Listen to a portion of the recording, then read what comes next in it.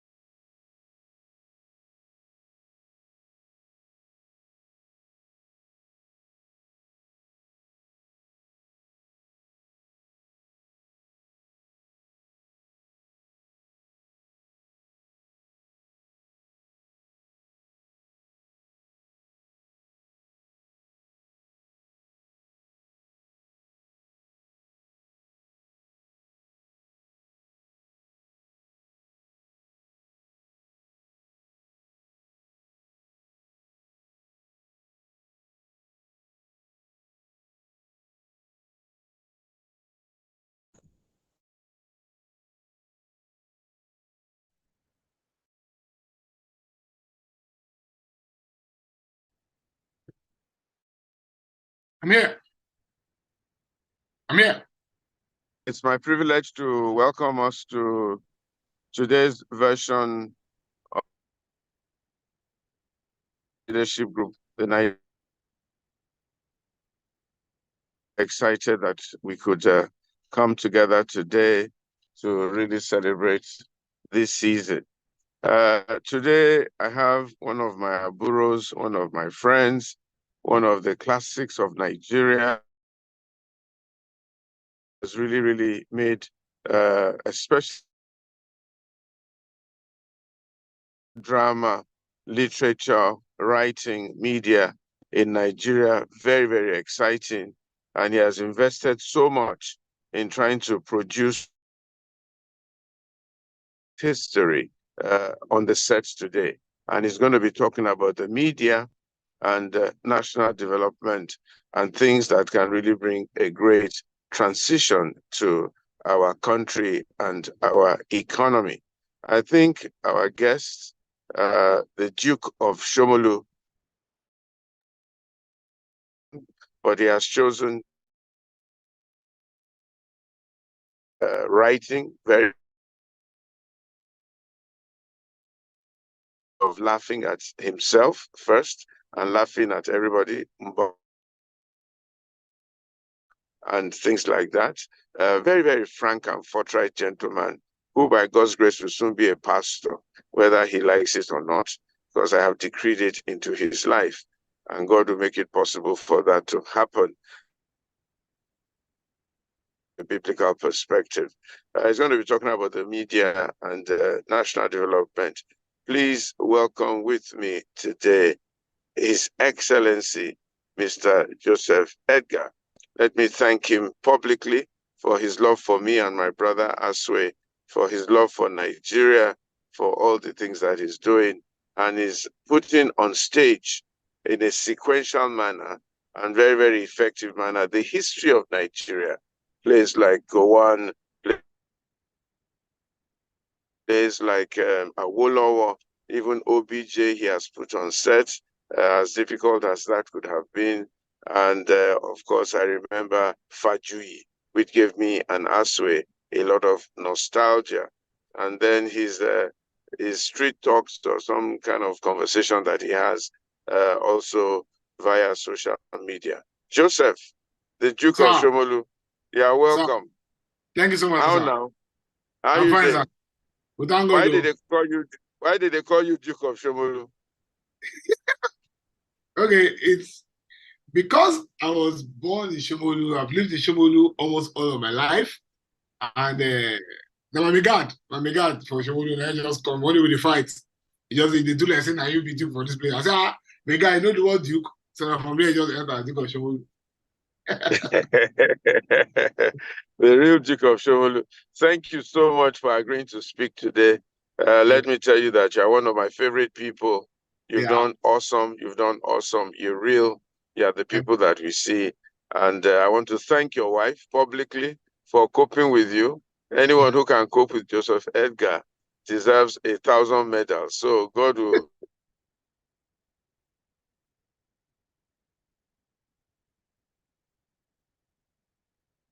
goes through some analysis and statistics, and then he will take over the session from there. Thank you, Joseph. God bless you, and God be with you always. And you're welcome to preach in Trinity House any day. Just come, I'll give you the mic. You preach a powerful sermon. Yeah, I'll preach with single ladies. All right, Pastor Sonny. Okay. Pastor Lou will take the presentation. All right, Olu, go ahead. Very quick.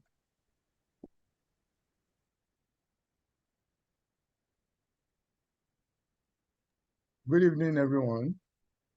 I would like to welcome us all once again and thank the Duke of Shomolu for agreeing to show up today.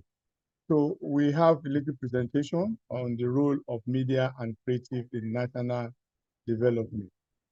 Setting the context. Nigeria's natural resources at a glance. We have over 200 million people in Nigeria, and we have diverse cultures and languages. And the media and creative overview, we have the media encompasses various communication platforms, including television, radio, newspaper, magazines, and recently the digital channel. And it plays a crucial role in information dissemination, public education, and entertainment. The creative industries. The creative industries include sectors such as the film industry, the musical industry, the literature, the fashion, the visual arts, and the digital content creation. These industries leverage creativity, innovation, and cultural expression to produce goods and services with significant economic and social value.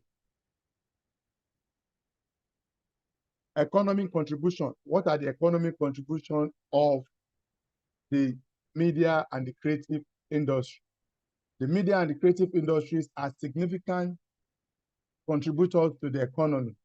In Nigeria, particularly, Nollywood and the music industry alone generate billions of dollars annually, creating millions of jobs and attracting foreign investment.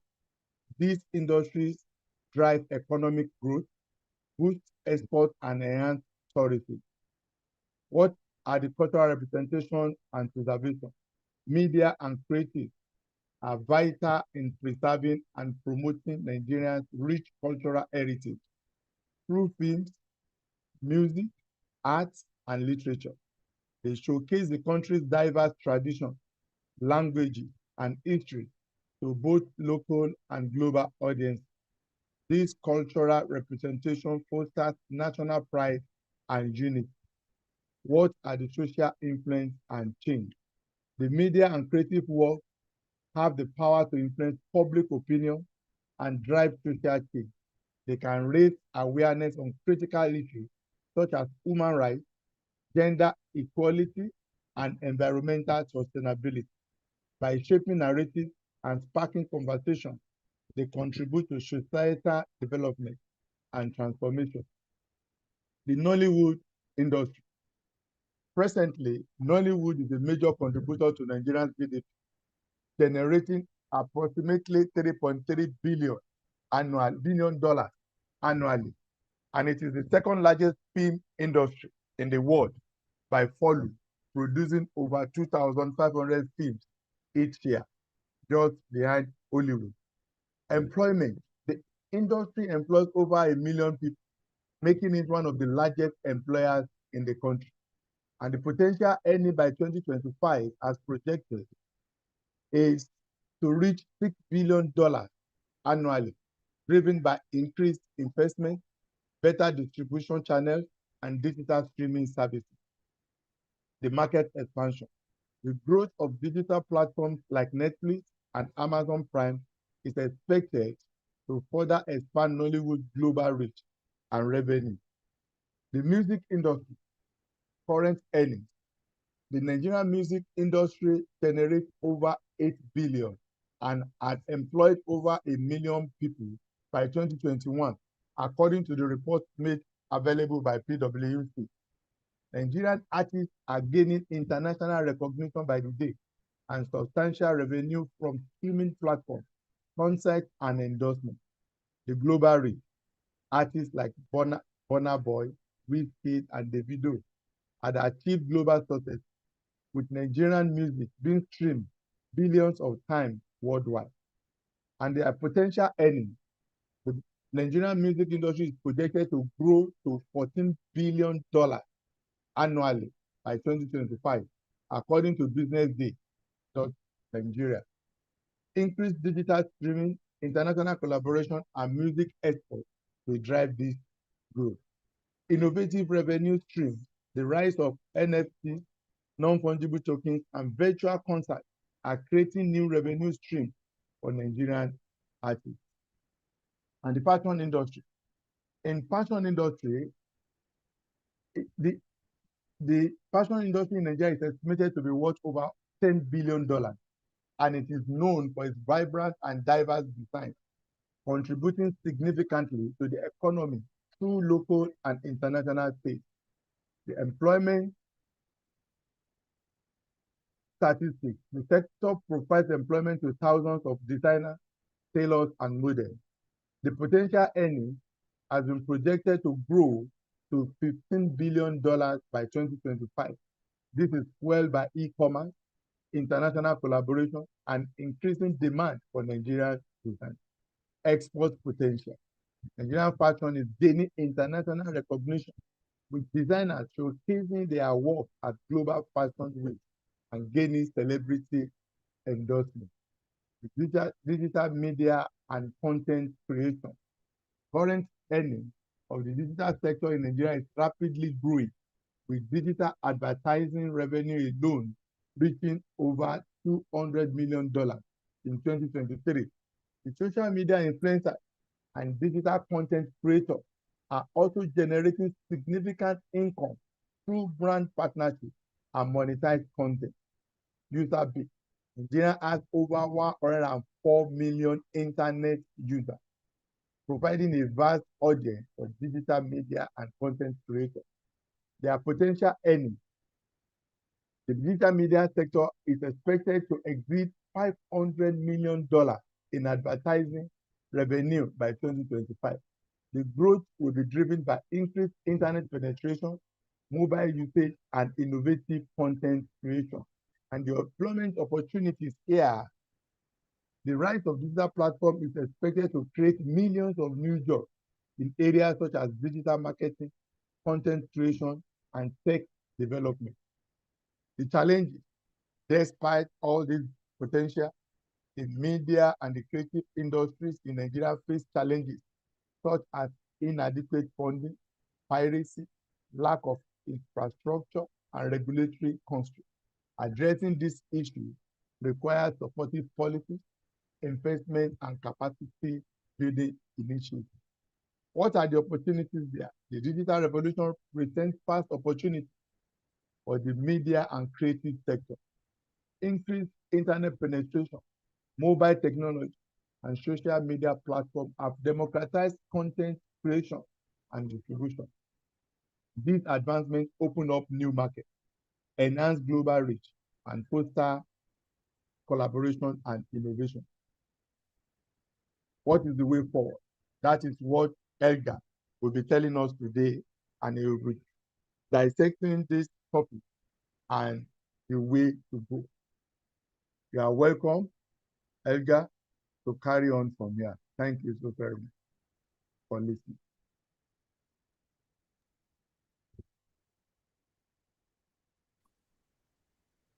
Okay, Joseph, Sir, over to you.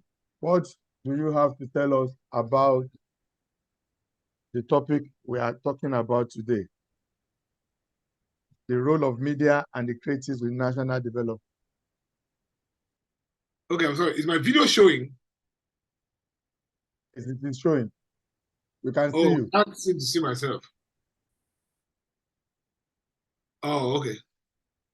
Okay, so good afternoon, ladies and gentlemen. Let me first thank you guys for considering me worthy of addressing you. While the guy was reading the proposal, the presentation, I just said, let me take a quick glance at the people who are listening to it, and I'm seeing some very, very big men that I'm supposed to be still learning on their feet. People like my bomb, people Ashuru.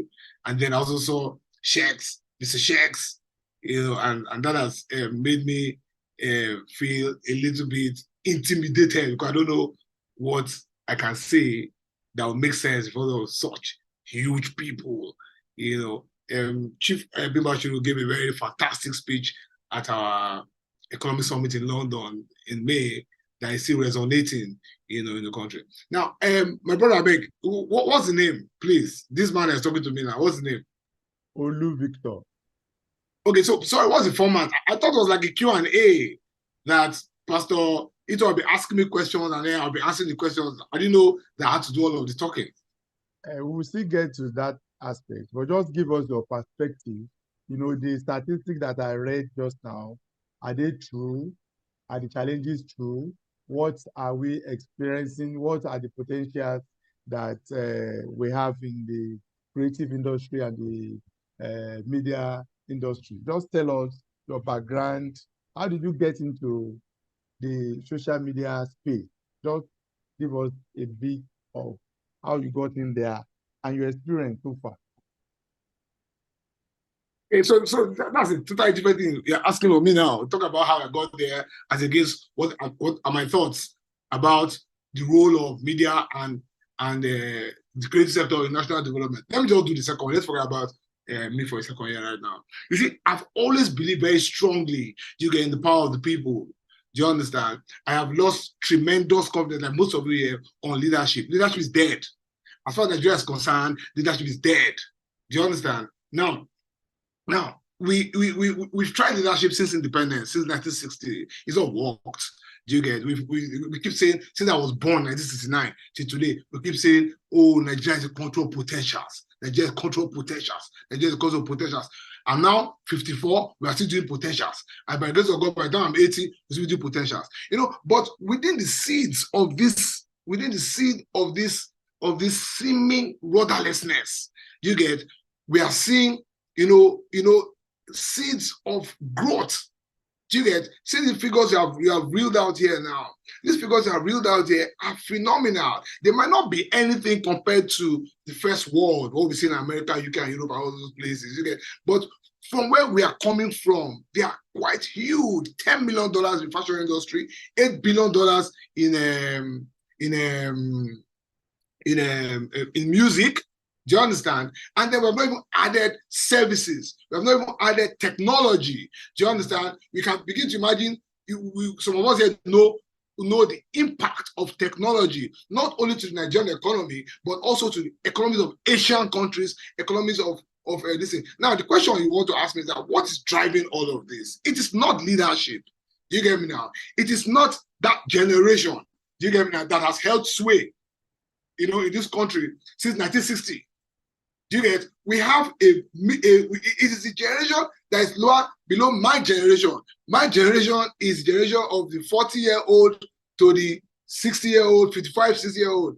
I think if you ask me, my generation is the generation that failed this country. My generation is that generation that has been very aimless in its pursuit of leadership. We've not been able to wrest leadership for a generation ahead of us. That is why you see people in their 80s, people in their 90s still in position of leadership.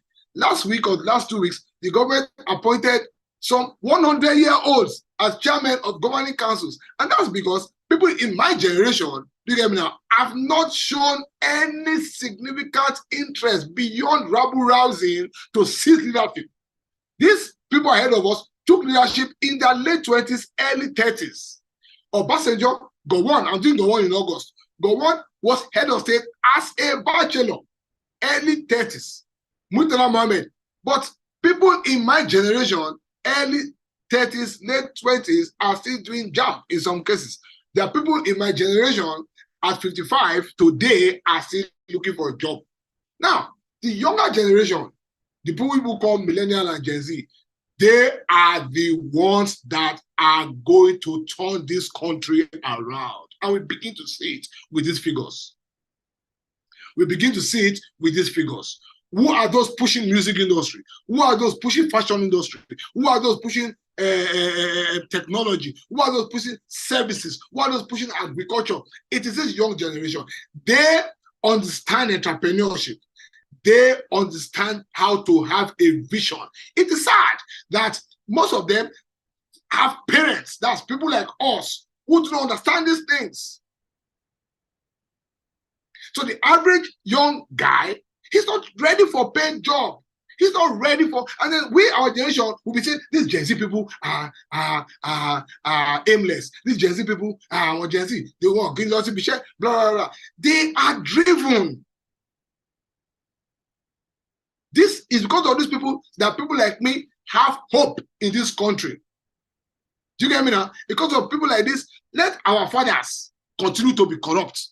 Let them continue to be stealing. Something that they cannot run away from is what they call natural selection. You will die. They must die at some point.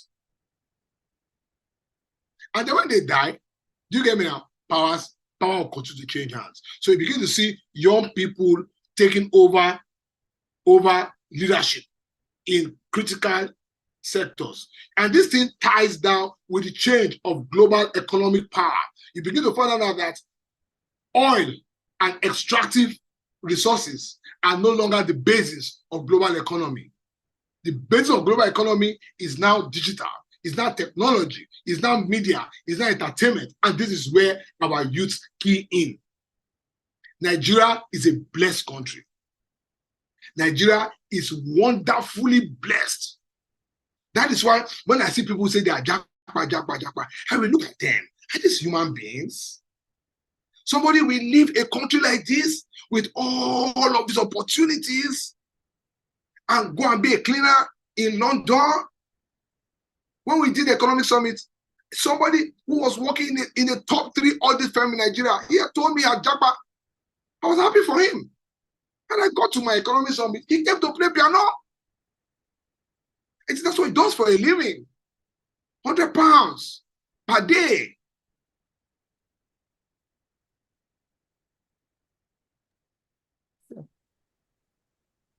Media, entertainment, fashion, technology have begun to take over very slowly, gradually, and surely the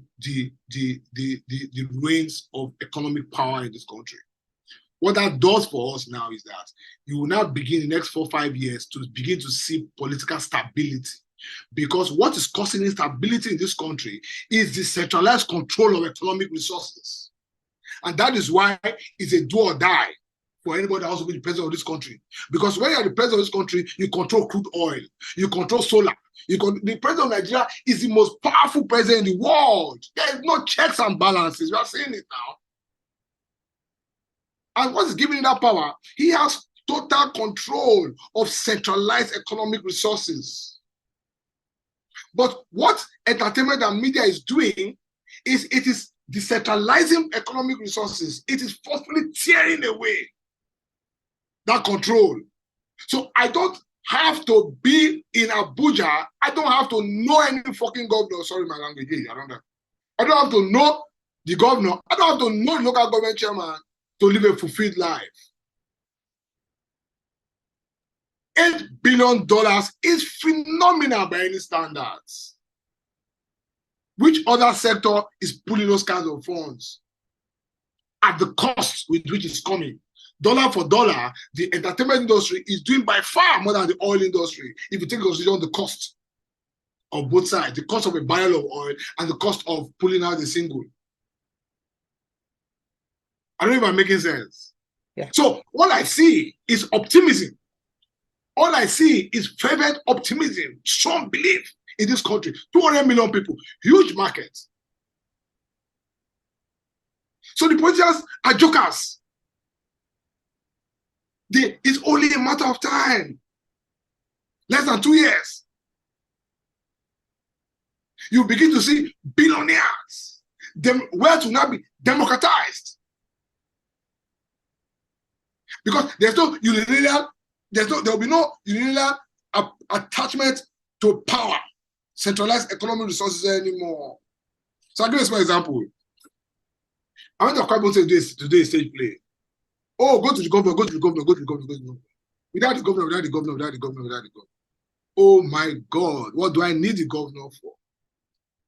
My budget is less than 50 million naira. So if I can't raise 50 million naira in Akwa Ibom state, oil producing states, from individuals, then I, Joseph Edgar, I'm a joke. Are you getting me now? 26 individuals gave my money. I don't need government. That's me. That's me at a very small scale. So what we need government for in the entertainment industry is security. Provide security. Provide enabling laws. Protect intellectual property. Don't fund it. I'm not interested. Don't fund it. Thank you. Making the biggest setup play ever to Ekiti next year, 200 million naira. If the government not giving money in business, we have raised, listen carefully, 3 billion in last 7 years for 22 stage plays. 3 billion naira conservatively. We took 200 million to London. Conservatively, government, both state and federal, have given me less than 10% of that funds. We've employed 5,000 people. I'm not trying to make my mouth here. I'm just trying to show you guys the power of followership as against waiting on leadership that's dead. Thank you very much. Good evening. Thank you for joining us today. My name is Jumoke Akintaylor. I'm VP2. And I just wanted to follow up on a couple of questions. I wanted to follow up. I'm sorry? Can you hear? I can hear you. You're my friend. Thank you for joining us. I want to follow up with you on a couple of questions, on a couple of points that you made. You said leadership is dead in Nigeria, and the media and the creative industry, entertainment industry, and you said there's followership. They have very powerful influence on this youth, which is like the largest population of Nigeria. I want you to speak more about your role as advocates to influence good leadership, good governance, and to hold leaders accountable. Because in every developing nation or in most developing countries, you find that the role of media have actually changed. Leadership have also been the tool that has brought about good governance and accountability. And I don't know that we're seeing that in Nigeria. Can you speak a little bit about how we can optimize the role of media in holding A, government accountable, B, promoting ethical, responsible, and accountable leaders? Then we'll talk about money. My sister, if you knock your head in the wall 9 times, keep knocking, what happens? The wall will not break, or your head will break. So if you keep on this trajectory, this question you're asking me now, it's a waste of time. All of us will die. Why do you think that? It's a waste of time because it's not going to happen.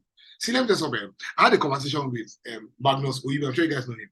Magnus Oyibo is a brilliant writer, globally recognized economic developer. And he told me what he said. Look, I just ask myself, you get what the effects of intellectual advocacy on governance? And I said to him, little or nothing, zero. So you write the best articles, you give the best commentaries. That local government chairman who is under pressure to move money to his voters, you think he's interested in that thing I say? All the noise Arise TV is making, Channels TV is making, PR, all of you are making, you think that person who is in the Senate, who is looking at the next election, is even reading those things? And he told me that at times he feels he's wasting his time. With looking for accountability in a system with weakened institutions, in a system that's practically dead, is a bloody waste of time. The only way you can hold this system accountable is to build a system like they've done, like the young children have done in those sectors that I've talked about here, and reinforce it with technology. You get me now? Reinforce it with innovation. So the government is seeing these figures. You know what the challenge is? They don't know how to take it. They don't know how to tap into it. But they're seeing the figures. They're seeing the millionaires being created daily in Lekki, in Yaba. They are seeing infrastructural development. That has nothing to do with them. How do we tax it? How do we generate revenues from this? How do we, that's a problem. So that guy who built Flutterwave from nothing and employing 1,000 Nigerians,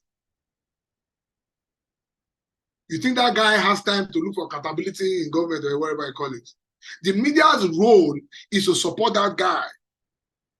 The kernel of my conversation here today is it's time for we as individuals to start doing it ourselves. Government is in trouble. Government knows it. We know it. But we're just all playing the ostrich game. Government is bankrupt. Government is broke. Government have destroyed institutions. So there are no checks and balances. There's no social cohesion. So how do you expect accountability from a Wike, for example? How do you expect accountability from a Ganduje, for example? One government, Sokoto say, woke up one day and sacked 15 traditional rulers. 15. Today we have 2 emir of Kano. Somebody's trying to do Oba of Benin. See, it is like when we're in Shomolu, we used to have a family that the husband was a drunk. He used to beat his wife every day. The children concentrated, they didn't mind, they didn't bother themselves whatever their parents were doing. They were going to school so they could better their lives. That's what I think we should do. And So then you government will wake up to its responsibilities like they've done in the entertainment industry. See, you know, the entertainment industry was thrown up by one movie. One movie. Prior to that movie, I'm not forgetting about that movie now. That Igbo movie. Prior to that movie, we're doing NTA, where they are paying actor 17 naira per episode. It was from that one movie we are hearing $10 billion now. No governmental involvement. Are you see now? So now government is now struggling to bring regulation. Government is not struggling. Government is not coming to say, how do we come in? How do you help us? Now, if we replicate that, in various sectors of the economy, they will do well. One last thing before you ask my question, don't be annoyed, please, I'm begging of Jesus Christ. If you go along this Lekki stretch from Mobile Oil in VI down that stretch, you see a lot of beautiful estates along the line. I don't know their names. So what that tell you? That estate have their own infrastructure, have their own security. Do you get? It's little or no government there. So all government has done is to give them that CFO, give them that permit. You get? But they have their own security, have their own things. What does that tell you? That the individual Nigerian who understands that is the time of the follower, you get, have started building enclaves of perfection for themselves, despite government. I don't know if I'm making one say. If you enter some of these estates, you think you're in Los Angeles. If you enter some of these estates, you think they're finer than some of the best estates anywhere in the world. It's not government. We need to change the mindset. I don't want anybody to tell me any conversation about government. It's a meaningless conversation. Because government is not going to change. And it's not in our lifetime. And it's not in the crop of government, crop of politicians or leaders that we have now. That's a good entry into my second question. But before I ask my question, I also want us to just recognize Mr. Leke Elder. Thank you for joining us. And I will be bringing you up shortly. And Pastor Itwa will be also rejoining us very shortly. So I like the way this conversation is going, because it's really not about government. And we're talking about followership. And here there's a strong influence media and entertainment has on the followership. And that's what I want us to talk about, in using the influence to really educate the followership, to give them the right information that is needed.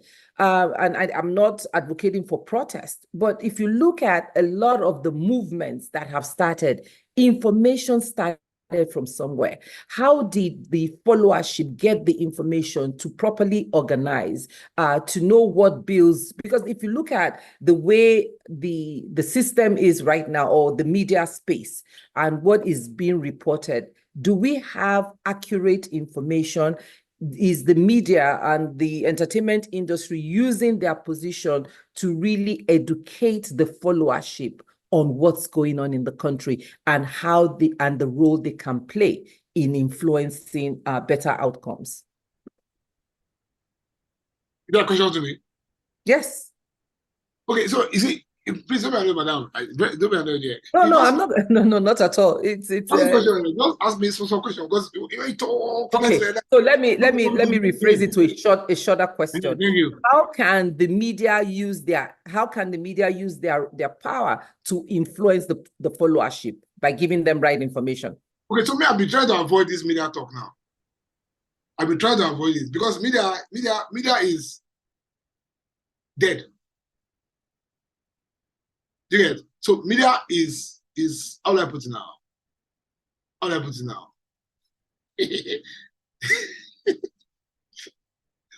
There's no media. Do you understand?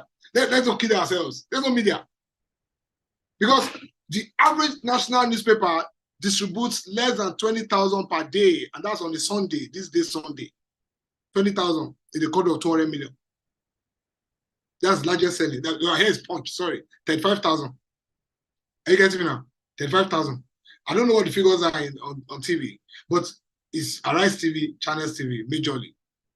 And the radio on traffic. So media is dead. Dead, dead, dead. Now, what do we have now? We have social media.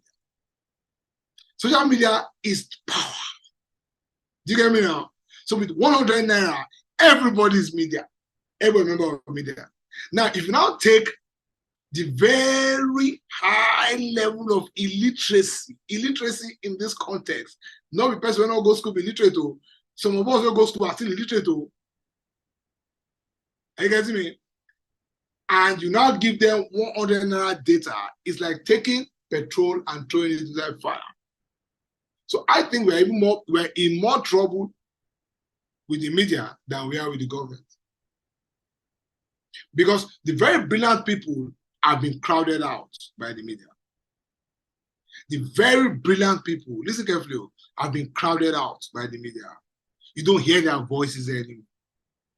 So Leader KG has 12 million followers. Gistlover has 30-something million followers. People are having 2 million. Individuals, 3 million, 4 million, 5 million. I see now. But the traditional media that has the power, that is supposed to have the role, the function of molding opinions in helping us to build our nation, either economically, socially, or wherever. Do you get me now? Is a tiny player. A very tiny player. That's why when the LBS Media School invited me to come and talk, I told them this thing, you're not happy. So it's not to sit down on an elitist platform like the LBS and be analyzing these things. When things are happening on the road, we saw what happened with EndSARS. That was fueled a lot of misinformation, fueled a lot of miscommunication. What is the way forward, you will ask? Education. Enlightenment. Because the media that we have as of today just may not be able to support where we are going to, or where we want to go to as a nation. Just go to the comment sections of these places. Go to the comment sections of these places. And you'll cry. The media platforms that face serious issues, economic, business, political issues, don't have the mileage that media platforms that have all of that have the mileage. We in our generation that don't really do social media don't buy newspapers anymore. Don't listen to radio anymore. Don't listen to TV anymore. So the only real media that we all listen to, what is their reach? Urban centers. The other day I was in Abuja. I was in Abuja for 3-4 days. And luckily for me, the hotel I stayed had only NTA. I watched NTA for 4 days. I thought that everything was perfect in Nigeria. There was no unemployment again. There was no insecurity again. All the roads were perfect. Naira regained strength. Because I was watching NTA permanently. I said, yay, Nigeria is very good now. No corruption. Everything was okay. The moment I came out of the hotel and went to the airport to come back to Lagos, the reality of Nigeria hit me. So I was fed, I was misinformed for 4 days by the only platform, traditional media platform that still has the reach, and they claim to be 30 million people. So I was fed with misinformation for 4-5 days. Now, the one that is very critical of government and its people and society does not have that reach outside of Lagos, Abuja, Port Harcourt, and maybe Kano. I don't know if everybody watches Arise in Taraba State. I don't know if everybody watches channels in Ogbomoso. I certainly know that nobody watches Arise in my mother's village in Ibadan in Akwa Ibom. Are you getting me now? So I'm sorry, my battery is going off. Let me switch my phone. Okay, while we are doing that, maybe we can bring up Mr. Leke Elder while you're switching your phone. Good evening, sir. Thank you for joining us. We are glad you're here. And we are talking about the role of media and the creative industry in national development. And you're a renowned expert in this field. So it would be good for you to please chime in. Part of the questions the last question I had presented to Mr. Edgar was in terms of what role does the media play in educating the followership, in giving them the right information and trying to influence good governance and accountability. So please go ahead, sir. Well, good afternoon, everybody.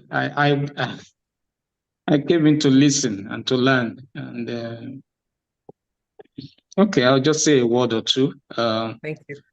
I think you have to understand that there's an inversion of society, and that the idea of media that we had growing up, I'm 60 years old, and the idea of media that we are growing up is different from the idea of media that is going on now. We used to have government-led media, which is more or less authoritative and autocratic, if you like. And that's why you have a lot of propaganda going on, on those media. And then there are people that are tuned to it, but the new generation don't listen to all sorts of things.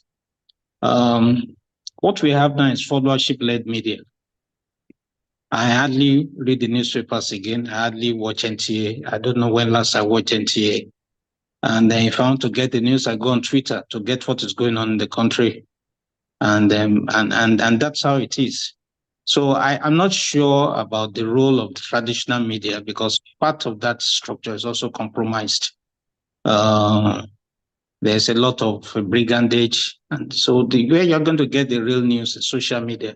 That's why, the old media is too slow for what is going on in the country. So I don't know how the old media would play any role. They are more or less followers now to the people that are on X and on Instagram and on Facebook and on TikTok. News breaks faster on social media than in traditional media.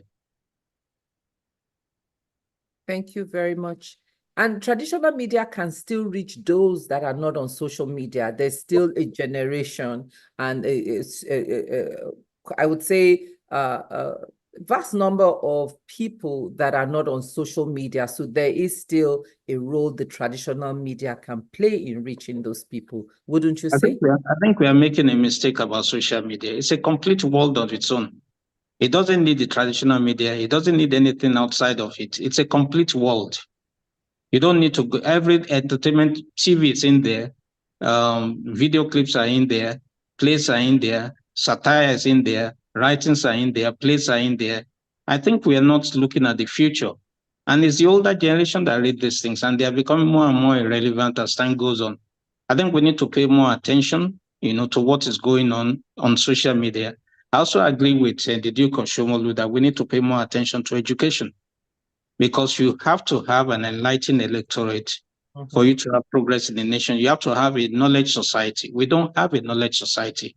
They were on track in the 60s, 70s, 80s, but something went wrong between the 80s. I don't know whether it's military rule or whatever. Something went wrong somewhere, and then values crashed, everything crashed. So I won't put much into traditional media. That's not the future.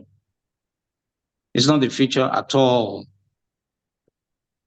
So what are a couple of your recommendations for preparing for the future based on what you have just stated? How do we use the opportunities we have now to provide this education and enlightenment to the followership?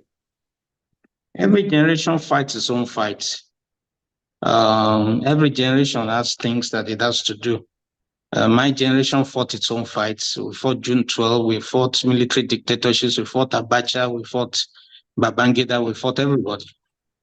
And it gets to the point that as you progress in life, the energy goes down.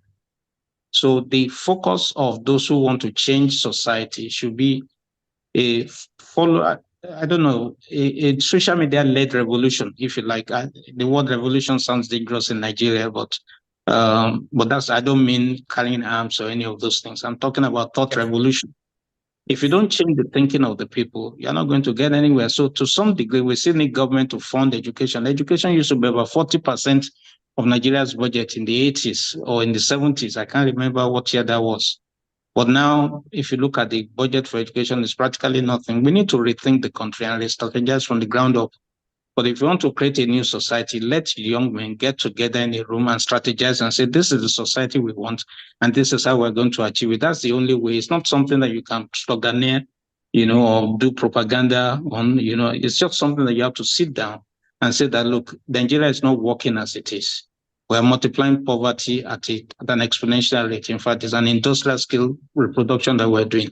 So what is causing the poverty? And why are we multiplying poverty so high, at such a high rate? Those are the kind of things that questions we need to ask. Because no matter how rich the country is, if the people are poor, you build the roads, who's going to use the roads? You build the airports, who's going to fly the plane? Who's going to fly in the planes? So it's just what I call an inversion of society, where you don't put the most important things first. And we're not ready to do long-term investment. Education is a long-term investment project. You're talking about 20, 30 years for a generation to be produced. We need to make that investment now. And I'm sorry, that doesn't seem to be a priority as a nation. So we're multiplying illiterate, we're multiplying uneducated people, but we forget that democracy is a game of numbers. And representative numbers are going to come from those uneducated people. So you are going to, whether you like it or not, as you are going now, you're going to have uneducated people in the Senate. You're going to have uneducated people in the House of Reps. You're going to have uneducated people in the presidency. That's just the reality of our situation now.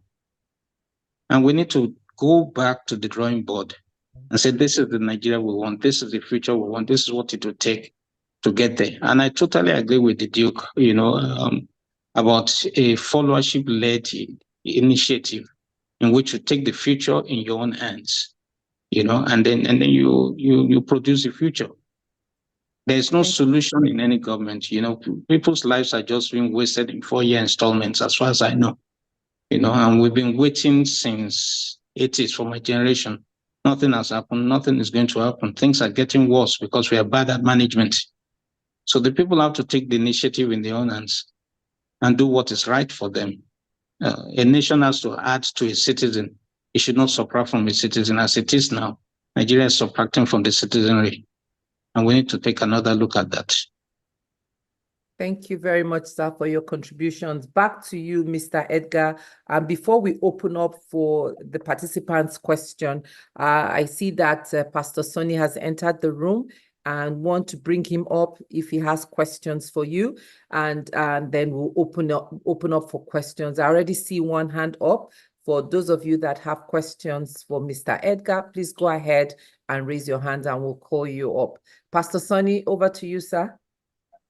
Good evening. Thank you very much. The Duke of Shomolu, thanks for coming on the platform. My name is Sonny. Not much of a question, really. I think the thing is just the danger in this social media. How do we navigate it? Several governments have tried to curb it. Fake news. Today now we have AI that can create things that are not. And like you said, 100 naira in your hand, everybody's a media personnel. How do we deal with those issues that are coming up? Real. Did you get me? Yeah. So, a question for me, Abi? Yes. Okay, so I can see that there are some countries in the world, Western countries who are also trying to regulate social media. At least the first time from the point of marketing. So they can share people's database and things like that. And then I just saw one recently where I think your volume is a bit low. Is his volume a bit low? Is it me? Hello, Okay. Can you hear me? Okay. Yeah, I can hear you better now. Yes. Okay. So I think I saw something last week when they're trying to regulate algorithms and things like that. Now, but for us here, it's a double-edged sword. It's very sensitive because if some of us support regulation of social media, then that power given to incompetence in leadership, you understand, can be abused, or definitely will be abused, and that will impinge on fundamental human rights of people, right to air their views and all of that. But then again, we also can't just let things continue like this. Do you get it? So I really don't have an answer as I'm sitting down here. So for example now, Professor Wole Soyinka gives an opinion. That's his personal opinion. He's a private citizen. And then the whole of Twitter goes amok abusing the living daylights of the elder professor. I don't know, but from where I'm sitting, I think that government should be a little bit more strategic. Now, rather than take some of these people and give them 20 naira to abuse your opponents and all of that, I think some of these key social media influencers with appreciable level of followership and influence could be harnessed, could be pulled in and sold a vision of positive national reawakening so that they can now arrowhead this change that we're looking out for. I don't know if I'm making sense. So if somebody has, if government can say, okay, look, if you have up to 12 million followers on either of your platforms, for example, that means you have much more followers than NT and all of that. Do you get it? Then let's meet, let's talk, let's share ideas. You know, let's sell the new Nigeria to you so that when you go back, you'll be able to sell those things to your followers. That, for me, is a middle ground that, if not abused, can be, because there's a certain level of, some of these social media influencers have the kind of influence that our pastors and religious leaders have in some cases. You get so when they push, that's why people use them to sell products, people use them to create awareness for products, people use them to establish trends and all of that. So the same can be done in social reengineering, and get them to maybe arrowhead this. That's my initial thought. But I will find it very difficult to support a government-led regulation of social media. I also find it very difficult to support the continuity of the madness that's going on on social media. Okay. Thank you very much. Pastor Sonny, do you have more questions? We have about 3 hands up. No, go ahead. Thank you very Okay. much. Yeah. Okay. So we have 3 hands up. Mr. Edgar, do you want to take them in a batch or you want to take one at a time since we only have 3? Okay. For the question. Don't forget. Okay, go ahead. Auntie, good evening, ma. Please go ahead with your question. Auntie Yemisi. Hello, the Duke. This is Miss Yemisi Ransom Kuti.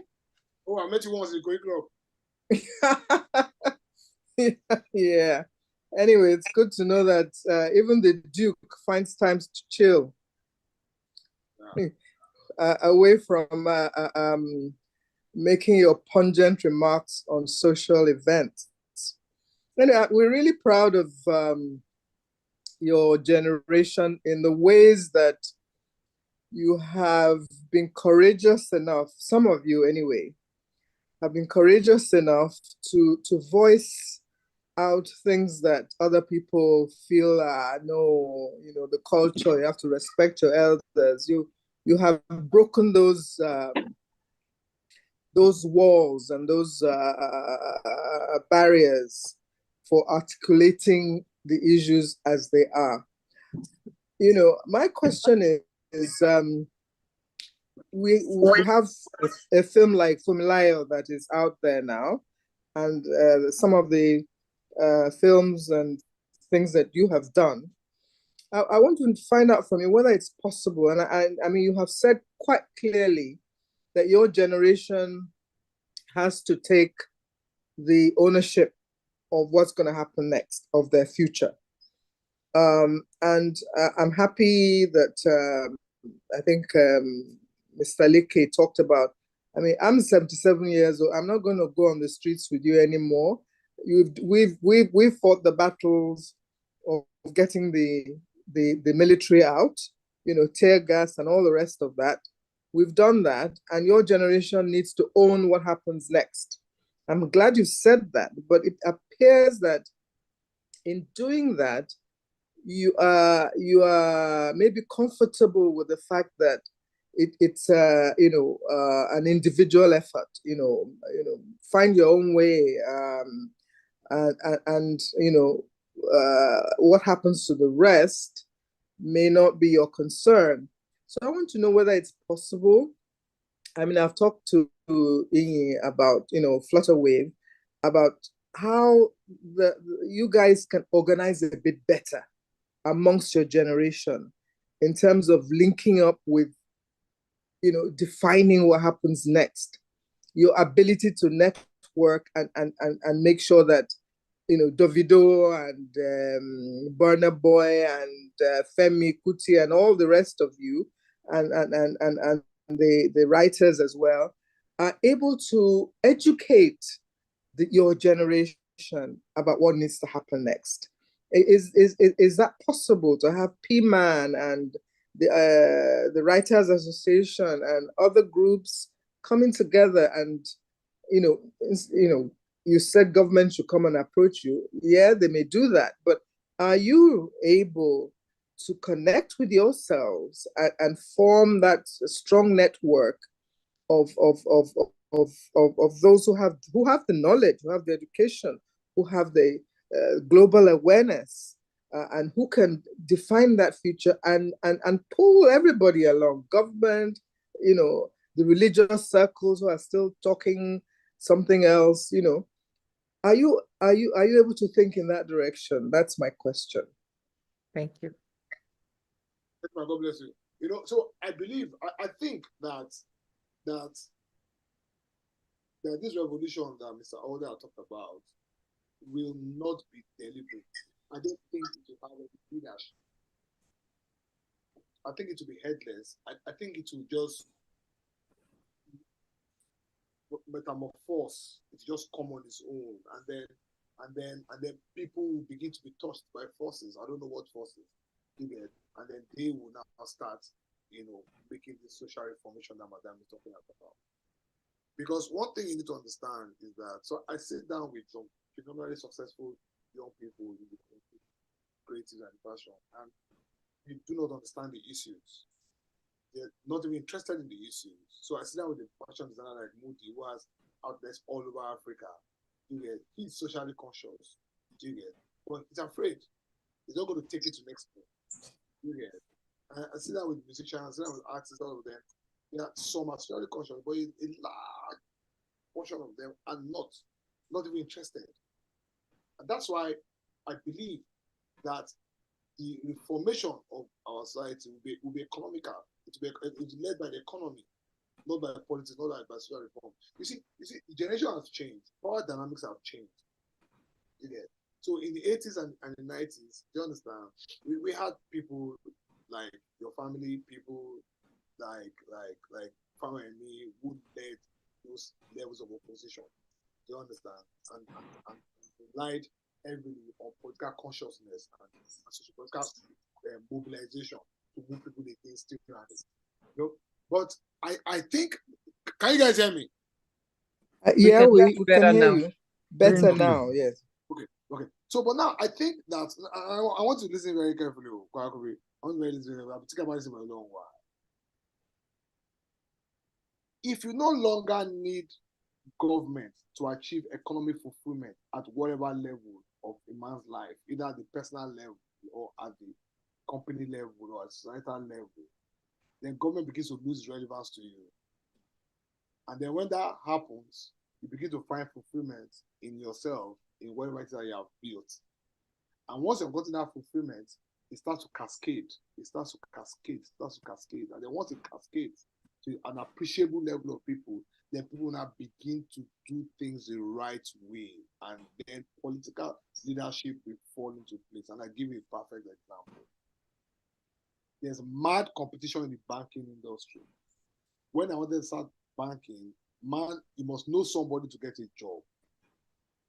When I graduated in 1991, you take a note from your father, your uncle, or somebody, and you get a job. Today, any bank that does that and employs lemons will not compete well. That bank will die. I see now. Every bank today is looking for the next great guy, 2-1, and foreign trained, and from Unilag. You don't want anybody. Are you getting me now? Because and that is not politically driven. Are you seeing now? That's not politically driven. That is economically driven, because they want the best brains to move the organizations forward, because they're no longer competing with themselves. They are competing globally, because those walls are broken. The world is now a global village. So you now begin to see a new crop of Nigerians who don't understand bribery. A new crop of Nigerians who don't understand how to do business in the Nigerian way. And they are there, working to some banks, working to some organizations, working to Flutterwave, working to any of these organizations. Because there's technology, there's high brain power, there's interaction with counterparties all over the world. The way they see things totally different. Totally different. Are you see now? So I don't think we should bother ourselves about when this thing will come. It is here. It is beginning to emerge. It is showing. And it is contributing very significantly to our economy, based on even the figures that are presented here today. If our industry is $10 billion without government aid, what does that tell you? If our industry is employing 1 million people without government aid, what does that tell you? That's influence. That's power. So the arrowheads of that industry will do what we call in politics, in manifest destiny. They are doing things that even they don't know. They are causing changes in society that they didn't set out to cause. They just wanted to build an organization. The guy who built GTB and said, look, it's going to be an ethical bank, he just wanted to build an organization, wanted to build a bank that was ethical. Now, you see everything that's come out of that bank since that day, in terms of the kinds of people that come out of that bank, the kinds of innovations come out of that bank, the kinds of small industries that come out of that bank. I don't know if I'm making sense. Yeah. You are. Yeah. Unlike in the 80s, I don't think we are going to have a Gani Fawemi type push for change. I don't think we are going to have an MK Abiola type push for a disruption in political leadership. I think we are beginning to see a new crop of leaders who are globally attuned to the best things. And they are building enclaves within the country, enclaves of social, economic, political change within the country. And they are also beginning to enter into impact government slowly by slowly. You begin to see some of these politicians moving towards them to ask for their support. Do you get? And then they give conditions, or they say I'm standing clear. But they have the capacity, they have the reach, they have the resources to play in that space. So for me, it's all optimism for this country. We must realize very quickly that things are no longer traditional. Thought is no longer traditional. Structures are no longer traditional. And that's why the politician is lagging behind. That's why the politician is still very primordial in his thinking. If you look at it, madam, seriously speaking, do you honestly think that the Gen Z, the millennial guy who's building at something, is really interested in where you come from to employ you? It's not. Do you think those kinds of things drive him? Even your child at home, my son doesn't even give a damn about where his business partner comes from. He just needs value. He needs someone to give him the tune. He needs a tune for his next song. And that tune, even if it comes from someone Taraba, he will work with the person. Are you seeing now? So there's no force on my part to say, oh, you can't be tribalistic. No, he already is attuned to it because his economics are driven in towards looking for value everywhere, not in set boxes. Are you getting it now? Yeah. So at the end of the day, it's going to be a beautiful country. The prayer is for God to keep us alive. Because Amen. the wave is going to get to a point where even these old people, these old politicians, these people who are still dragging us behind, you get me now? We have no choice But to live. Yes. but to say, okay, no something, we give up. Thank Lastly, you. Funke Akindele came out to be governor of Lagos State. And I checked that followership, 20 million. And I checked the governor's followership, 2 million. No, governor followership was 600,000. That day I checked it. The day Funke Akindele declared to be declared governorship aspiration, she had 20-something million followers on all handles. Governor Lagos had 600,000. So face value, if 4%, 5% of Funke's followers voted for her, you have taken the system, you have taken Lagos. I mean, so Yes. all of that, Jagaban, gone. But she now lacked experience, lacked capacity, was how will I put it now? I don't know, it's just talking to her, but feather brained. So she now couldn't transmute that power into real political power. But that's the last time that candidate is going to ever happen again in this country.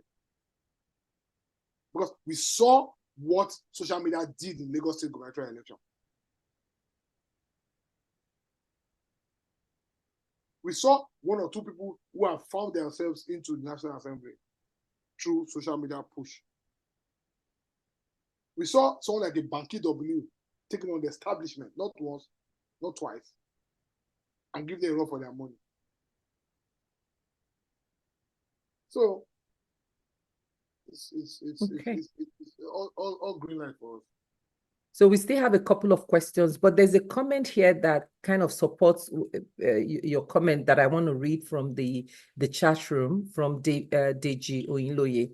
The decentralization of capital is gaining momentum fueled by shifting power dynamics and innovative economic models. However, entrenched elites are struggling to come to terms with the decline of outdated systems, resisting the inevitable changes. Meanwhile, data shows that younger generations, such as Gen Z, are increasingly turning away from traditional structures and taking control of their economic future. I share the view that these emerging generations are on the cusp of transforming the economic landscape and rewriting the narrative. Perfect. This man just wrote exactly my head. I'm not understanding this English, but this is exactly. This is if I was going to be the president of this country, this would be my black book. How to guide this movement, empower it, fuel it, and give it space. I thought you would like that comment, so I'm glad I read it out to you. Yeah. So we have 2 hands up. iPhone Sunday, please go ahead and ask your question. And then we have Olusegun Ajose as the second hand up. Go ahead, please, with your question. We've asked you to unmute. All right. Good afternoon from New York. Good afternoon. So it's not so much of a question, but just a little comment, right?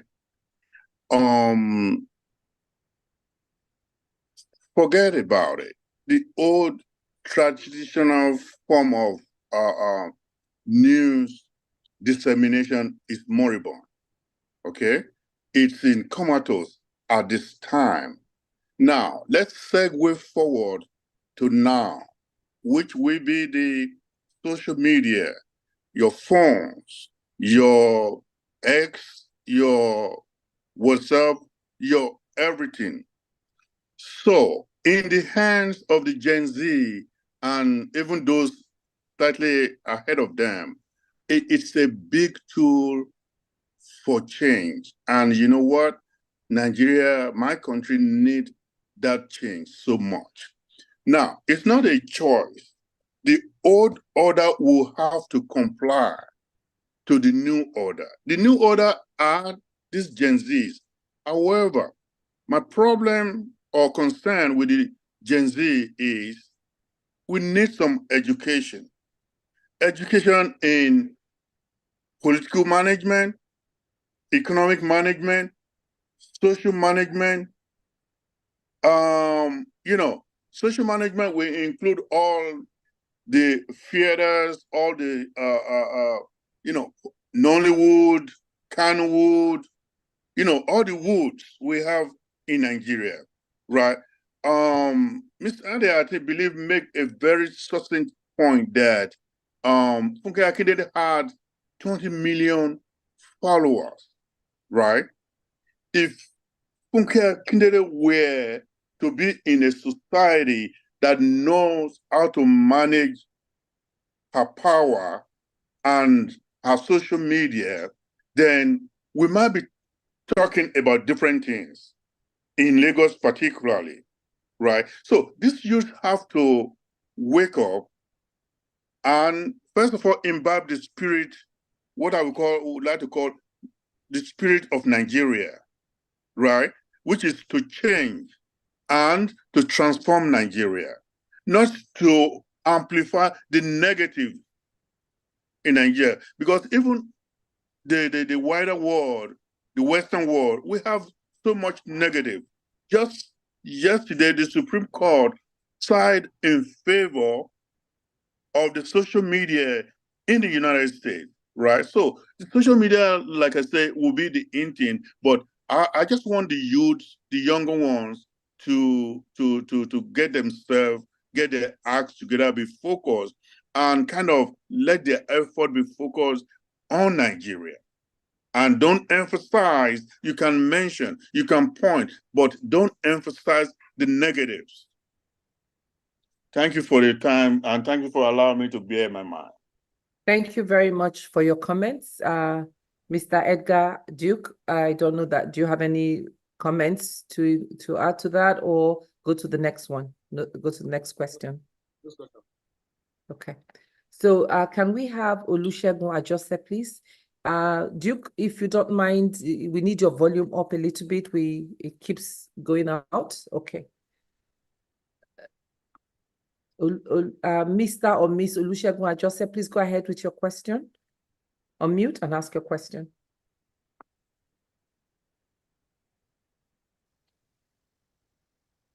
Okay, thank you. Can you hear me? Yes, we can hear you.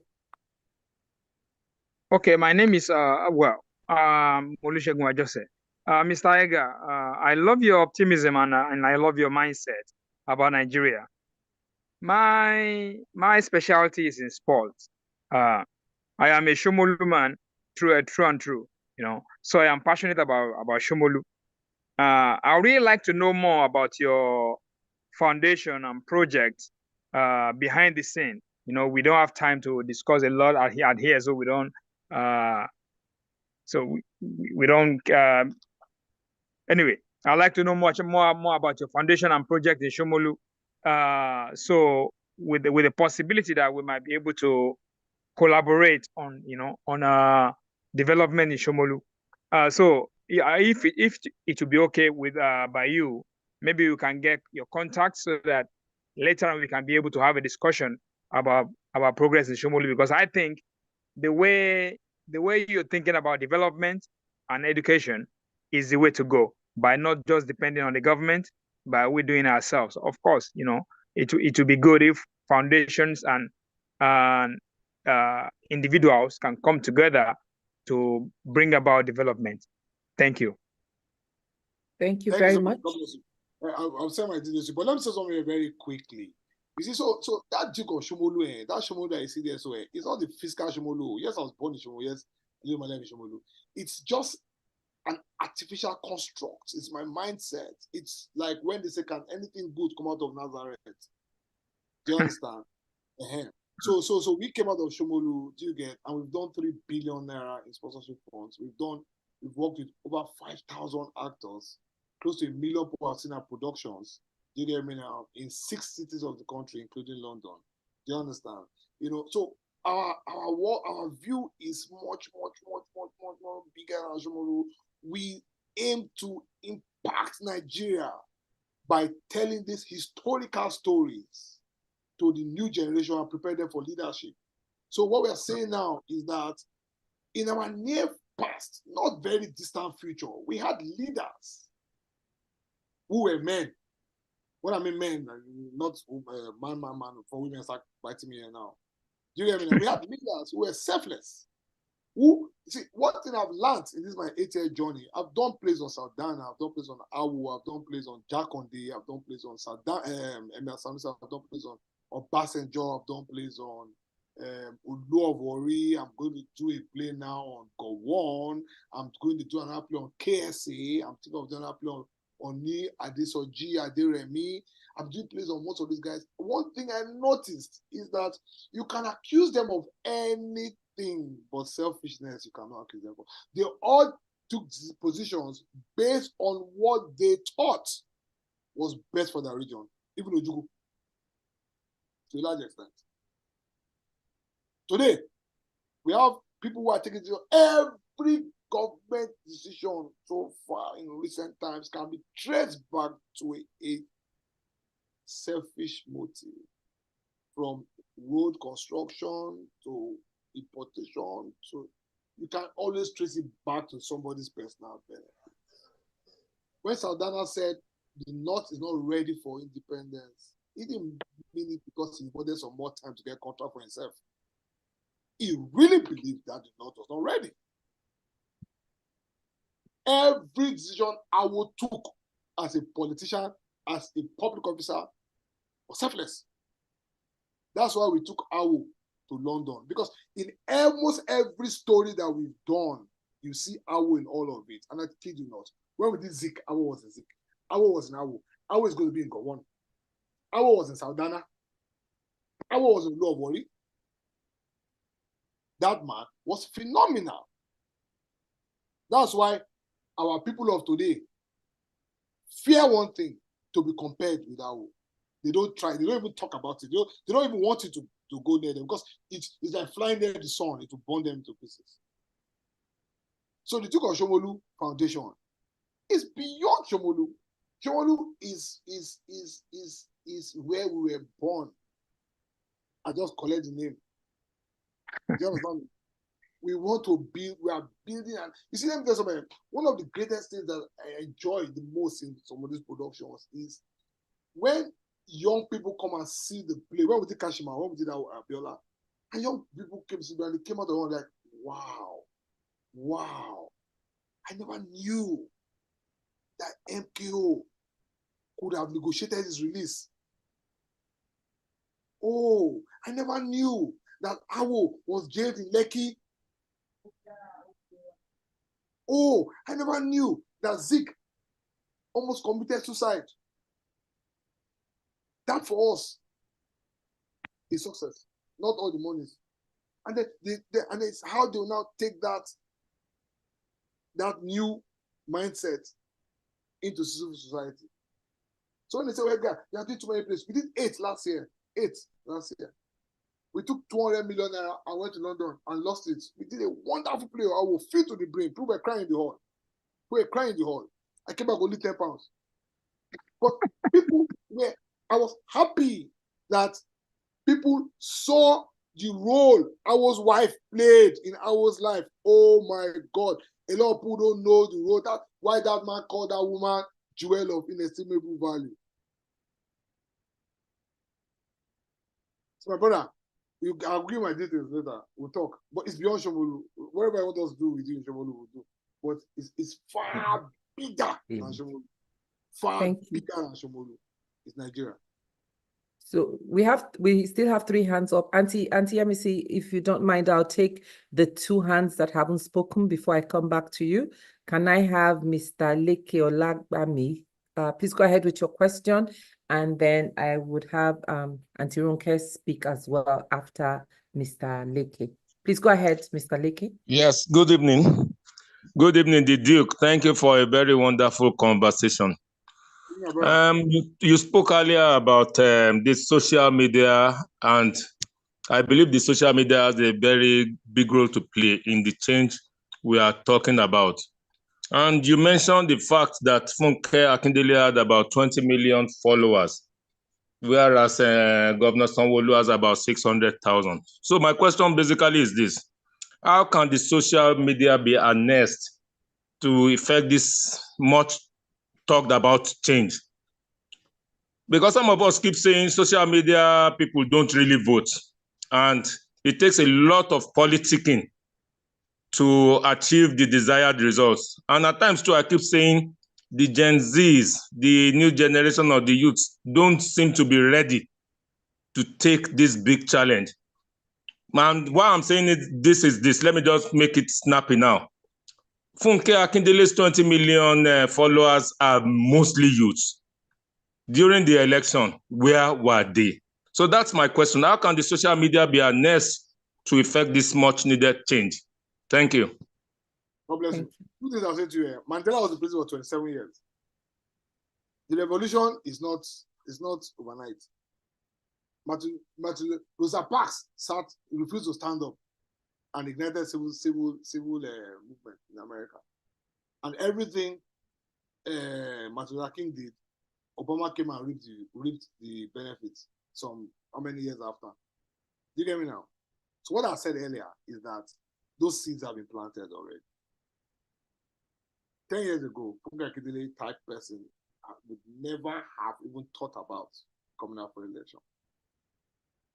Do you get me now? It's going to take some time. You see, one thing is for you to have power, not for you to realize that you have power. I think I'm making sense. So you might have power, but you don't realize that you have power, and you don't realize what that power can do for you. Social media has power. So the people who control it now are using it to create wealth for themselves, create influence for themselves. They've not yet reached how they can use it to harness political power, but they're getting there. They are getting there. You saw Davido's wedding yesterday. Massive. all social media influence, billions of naira created. Billions of naira created over social media. From influencers to the vendors to the fashion designers to even the bride self, the bride's parents, and all of that. Do you get me now? So as time goes on, people begin to understand that, oh, we can use social media to gain political power. It is happening slowly but surely. It is happening. Do you get me? People begin to parley. Like for example, now I got an appointment in Akwa Ibom. I'm from Akwa Ibom State. I've got the Akwa Ibom only 3 times in my life. 3 times, go and bury my father, go and bury my mother. No, 4 times, go and bury my father, go and bury my mother, and they do 2 plays. So I hardly go there. But I got an appointment. How did I get my appointment? Because of my media influence. Even though they sacked me the same day, no problem. The appointment at 10 o'clock in the morning, by 4 o'clock, they not sack me. No problem. But 4 commissioners called me to explain. Almost everybody that was somebody in Akwa Ibom come to explain. And I'm not on ground in Akwa Ibom. You get? I'm not on ground in Akwa Ibom. So that's social media influence that's playing there. And I'm going to be a senator from Akwa Ibom. You get? In 2027, I'll be a senator from Akwa Ibom. You get? And I will fall back on my media power to push that. In the Second Republic, Jim Obodo used sports to be governor. M. Abiola used sports to get to where he was going to. He was a pillar of sports. That gave him popularity, you get, with which he used to bargain himself into relevance. Within the next 1-2 years, one of these people will break out from that social media and use that power, you get me now, to get considerable political power. And once that one person has gotten it, you will not see the wave. You will not see the wave. Did you notice how many musicians, how many artists, how many social media people were given national honors by Buhari, President Buhari? So it begins to tell you that things are beginning to happen. Things are beginning to happen. It's not going to be automatic. It's not going to be overnight. It's evolving very slowly. It's just for God to keep all of us alive. Thank you. So I think I'm getting more hands up as we're speaking. May I have Madam Fetuga, please? Go ahead with your question. Can you hear me now? Yes, ma'am. Duke of Shomolu, congratulations. Yes, I have been a follower of yours for a very long time. I read your articles in this day very, very, very regularly. I've listened to you on Ruth Osimen's program. So now I'm seeing you for the first time. Well done. You have asked one of my questions. I was going to ask, what is your background? Which school did you go to? You know, you have to, all these things matter, you know. We must never take background for granted. Which primary school did you go to? Which secondary school did you go to? How come you are so well exposed? And you are still an optimist about Nigeria. Congratulations. That makes at least 2 of us. God bless you, Who have not given up on Nigeria. And actually, on a very more serious note, I want to see how you can preach this your message of optimism, that there's a lot to do. There's a lot happening in Nigeria. If only the young people are ready to harness their talents and their resources. Please, please, what can you do? Alone and with other people. Okay, so my background, let me tell you guys 2 stories. Very quickly. Yes. You know? So when I was in primary 4, my father asked me who I admire the most in my life and who do I want to be like when I grow up. And I said, fella, the man gave me the picture of my life. You can imagine an Akwa Ibom man, you know, who wants his first son to be either a lawyer, doctor, whatever, and then I want to be fella. And he beat me. He beat me. I can't forget that beat. He beat me. He really beat me. And then 40 years after, he died. And at his wake-up, as first son, I had to make a speech. And I said to them, and I said, this man beat me when I said I want to be fella. Because fella was a polygamist, was smoking giant, wearing pants, irresponsible in code. My father was a gentleman, pastor, responsible, one man, one wife, for that 10 wives. Today, who is being buried in an unknown grave in Akwa Ibom? Who is being immortalized? We must begin to see this world like that. Yes. The moment we begin to see this world like that, then things will begin to change. So there are people who are visionaries, there are people who see things. You get far into the future. Fela was one of them. Charlie Boy is another one. I see things. Then people say, oh, Edgar is crazy, he's eccentric. I'm contrarian. I see things totally differently. Totally different from the way people see things. We are a country of hypocrites. We're a country of people that have not been able to conquer shame. Very few people can conquer shame. You see me, I'm an investment banker. I went to work today as an investment banker. I'm bidding to buy a bank. And every time I walk into a meeting, they look at my dreadlocks, look at my earrings, and they look down on me. And then when I start speaking, you can see in their faces that, wow, wow, wow. And I say, man, you're a fool. I worked in 5 banks. They sacked me in 3. Sack. They say I'm a non-conformist. But they like me because I'm a good marketer. I bring money for them. But they sacked me in 3 banks. And then they now had the guts. Chapter of bankers. Now invited me to come and give a talk to bankers in Abuja, all expense paid. And I went there and I climbed the podium with a short knicker and my t-shirt. And I looked and I saw 2 people who had sacked me earlier in the audience, waiting to listen to me that they sack. And I told them, I said, you 2 people will sack me.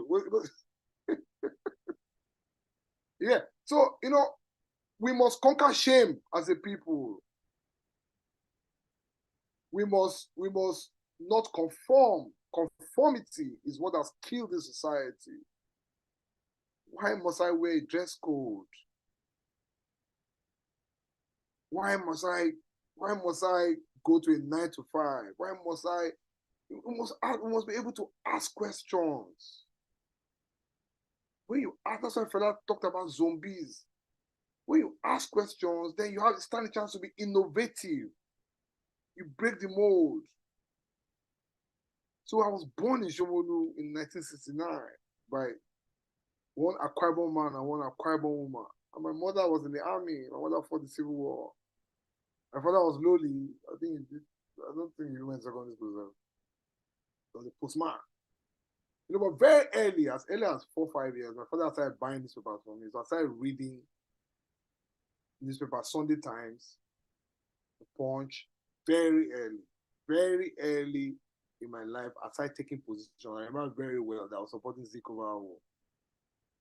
Even before I was 5 years old, I was having those arguments. So by the time I became a teenager, I was walking, you know Shomolu very well. I was walking from Adebi Street, Shomolu to Onipan to buy PM News. So I was reading newspapers voraciously. So I had a very high level of political consciousness, And then I went to the military school because my mother was in the army. So I went to Command Secondary School, where I failed. I was just telling my son yesterday.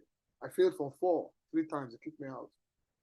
Because I don't understand the need for conformity in an army school. Why must I wake up at 5:30 a.m. every morning and do morning work? I don't feel like. And then they will flog me. Then why are you flogging me? Because I don't feel like waking up at 5:30. Oh my God. And then at 4 o'clock, I must go and do sports. I don't want to play football today. I just want to walk. I just want to play table tennis. No, I must play football and sign and play football. Why? So they dealt with me for that 4 years. And then I realized that the only way I can escape this thing is to fail. So I failed. And they kicked me out of the school. And then my father said that if you like say school not be your own. So I went, he took me to mechanic. So I did mechanic at Bajai Road in Shomolu for 1 year. I was rewired for 1 year. So I learned a lot of work on mechanic. Even to today, I can repair small cars. So I was a mechanic for 1 year. And then from there, I went to UI. I read podcast science in UI. But then I had my master's in UI. And then I came to Nigeria, into the Nigerian business, and I kept failing their aptitude test. Every bank, those days, either you're working in bank or oil company. So every bank will give me aptitude test and I will fail. Everyone will give me aptitude and I will fail. And I wrote a letter to 5 banks, Nigeria International Bank and UAC and 3 other banks. And I said to them, I said, look, I can't pass your aptitude test because I'm a very brilliant person. You are missing the opportunity of having my services with this stupid aptitude test. And all 5 of them sent for me. And all 5 of them, that time Nigeria was very good. All 5 of them gave me personal coaches. In fact, USC housed me for 5 days, teaching me aptitude test. And I failed all 5. And then someone else said, oh, you can be a stockbroker. You don't need to have to be a stockbroker. That's how I became a stockbroker. So I was a stockbroker for some years, and then from there I went to banking. So I did banking for 25 years. I was a very successful banker. Very early in my life, I had become managing director of one of the biggest stockbroking firms in the country. But I'd always had a very strong urge to write and play politics. So I tried to be Ghanaian Foreign PA at some point. I didn't pass that exam. I joined NRC, the political party, and because I'm Akwa Ibom, we are right of center in our politics. And then when Abiola came, we jumped into SDP and did all of that, and then all of that happened. And then went to banking, and then they kept sacking me, and then one time they sacked me, and I said, no, they kept sacking me, and then I left to go and buy my own asset management firm. So I bought my own asset management firm, and 6 months after buying that firm, I ended up in EFCC. So I did. I'd done my second play. I'd done the Saleko, and the governor of Lagos State then, Ambode, came to the play. He came to the play on the Friday, it was Easter Friday, and then the following Friday I was inside the cell, and I was like, wow, see the contradiction. One moment I'm shaking hands with the governor, next moment I'm a detainee, So I came out of that cell, and I left the asset management firm, formed my own financial advisory firm, and then formed the Cultural Production, and from there we started going. The Cultural Production Foundation today is one of the most prolific theater producing companies in the country. I said that earlier on. We've done more plays than anybody in contemporary Nigeria right now. Facts, go and verify. We've done 22 massive productions, and we are going to keep doing. Next year, we're doing 10 in Ekiti alone, 2 weeks. We're taking Zik back to London. We just came back from London with Awo. We're taking Zik back to London next year, and we're doing Gowon this August, and then we're doing KSA in December. Now, a lot of funny Nigerians who are very prominent, who have made money, have been approaching us to do productions for them from the highest levels in our political structure. They said, come and do a play on me, come and do a play on me. But we do plays on historical people who have fought for Nigerian unity. That's why I will never do a play on Ojukwu, no matter how much money, no matter how much you give me. I will never do a play on Ojukwu. I will never do a play on anybody that has not worked hard for Nigerian unity, either culturally, politically, or socially. So we've turned down a lot of people who have asked us to do production for them. We've turned down a lot of monies. We made a tremendous loss in our UK, serious loss, owing too much money now. I can't even begin to imagine ourselves. But we're okay. We're happy. So that's why Thank you. Thank you very much for actually describing that you're standing on principles and values. And I think that's a strong message that you've also put out there. So thank you for sharing that. We're going to be closing. So we're going to take this last 3 hands, and then we'll ask you to close. If Mr. President is not back in the room by then, can we have Okpe Osho and then Tong, and then Auntie, I'll come back to you after we take these 2 hands. I believe, Pastor T, you also had your hand up earlier, and Alex, I don't know if you still want to ask your question. Please go ahead, Osho, Mr. Osho, with your question. I believe it is a Mr. The name is Osho. Osho.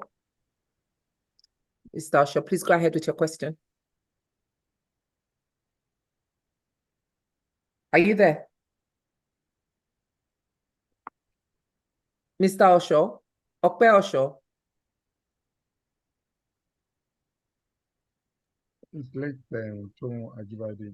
Okay, he can't. He said he. Okay, we've asked you to unmute. Go ahead. All right. Okay, thank you. Good evening, everyone, and thank you for the opportunity to speak. Thank you, Mr. Edgar, for all what you've shared so far. I have a few comments with respect to the different areas of power, especially with respect to the powers of social media and how we have so far analyzed it with respect to bringing change to Nigeria. The key things that have been mentioned, I think have not been emphasized enough. And Mr. Alda mentioned earlier also, and Mr. Edgar to mention when he said that adding 100 naira data to the uneducated population is like pouring petrol to the fire. And with that kind of this analogy, I wonder where his optimism then comes from, with respect to how social media will drive that change and how he tried to talk about, the economic power coming from the individual unit and how people will not end up needing government. That I would disagree with, and permit me to share my view. I've heard a few mentions of, organizations like GTB, Flutterwave. It takes only one stroke of the pen of a government official to erase everything and anything that has to do with those organizations. Flutterwave can disappear tomorrow once CBN revokes their license. That is the power of government, which we cannot afford to ignore. Regardless of what we do on the social media space on an individual level, government still drives everything and anything that has to do with prosperity of Nigeria. Yes, in the past few years, youths have been able to find their way to make money from, music, entertainment. If government wants to stop it, which this government, by virtue of the nature of the president being one that is always looking for where the money is and looking for how to tax it, they will kill it and nothing will happen and we will go back to the trenches. All those youths that we see that are millionaires that are mentioned that are being created every day, they will become paupers again. And we will continue to go around in that circle. So the power of government cannot be overemphasized. Now, with respect to that, how can we, the real question which has still not been answered is, how can we harness the power of social media such that it can give us in Nigeria we want? How can we have to find a way to get the government involved. Education, Mr. Alda mentioned. If the people are not educated, you also mentioned it. The people are not educated, we're not going anywhere. Give Funke Akindele 50 million followers. It's just 50 million followers. They don't understand what their role is. Those followers, regardless of the fact that, it may be overemphasized that you are following somebody does not even mean that you share the same political ideology with that person. But if we even underestimate that and, we ignore that, if those 50 million people do not understand their role in the society, if they don't understand that collecting rice today and forfeiting 4 years of slavery, using it to buy 4 years of slavery, if they don't understand the correlation between those two, between their votes and their prosperity, between their votes and the kind of government they get, we are going to be in the same place. And sadly, the model that you have talked about, where is the individual that continues to, because of the little things that we're able to do as individuals in our own little corners, that we're going to end up not needing government. You will end up needing government. I am glad that in your last comment, you mentioned how you ended up in jail. I have similar experience. And then you realize that the government is so powerful. Then you realize, I've been asking myself, why does the American government, why the American system continue to ensure that individuals have access to guns? One of the reasons is because of the influence of government, to reduce the influence of government, so that one person with gun will not come and harass every other person because you say you are in government. Therefore, you can shut people up, like the way NSAS was shut down. Talking about NSAS, I'm talking about these social media followers. Some of us were very happy with the development with essence and how it was going.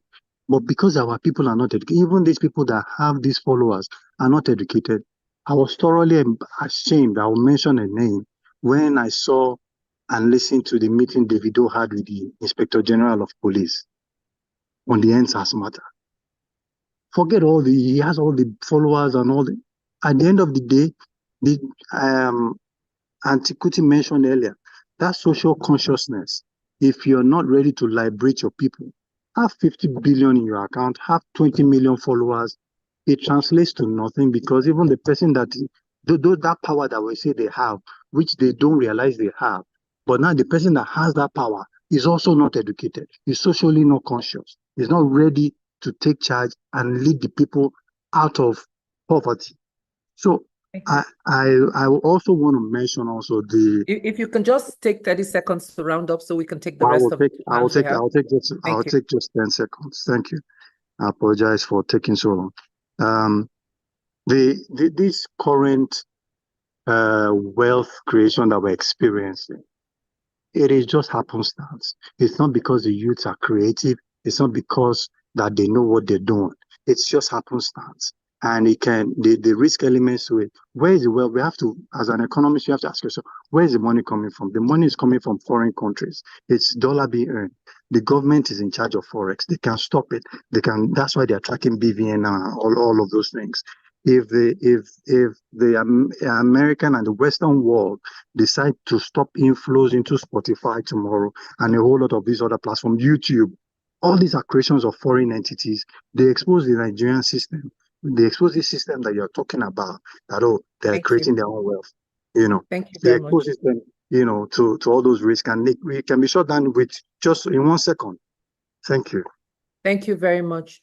Duke, do you want to respond to that or take the last two hands? His was more of a comment. Because your guy said so many things. Let me just take the weakest one and answer. So Okay. the video. You see, let me tell you something about elites. You have to understand the elite power structure. Yeah. So we have elites. It's very different formations. So we have the political elites. We have the economic elites. We have the sporting elites. We have the health elite. We have society, and then very few people, and then all of these people are in their boxes. So you find out that someone who is a political elite may not even know what you're talking about with Spotify or those things. He doesn't even know. If you go and sit down with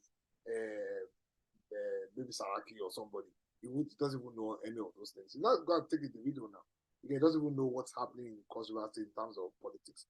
So very few people cut across those boundaries. Very few people can talk intelligently or can understand issues across those areas. So what you saw with Davido that day with the explosion of police was like a defender in a football match who suddenly finds himself in the 18th of the opponent's post. He's not the striker, he doesn't know how to score goals. He gets confused.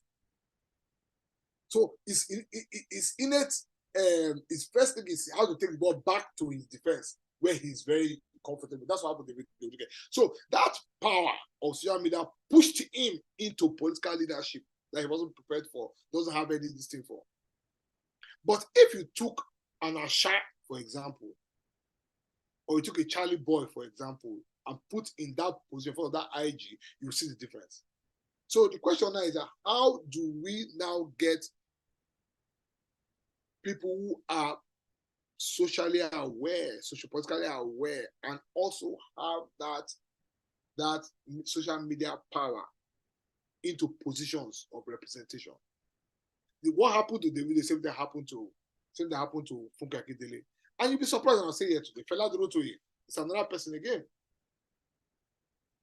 Beautiful guy, talks all those flowery rubbish, empty words that just carry away,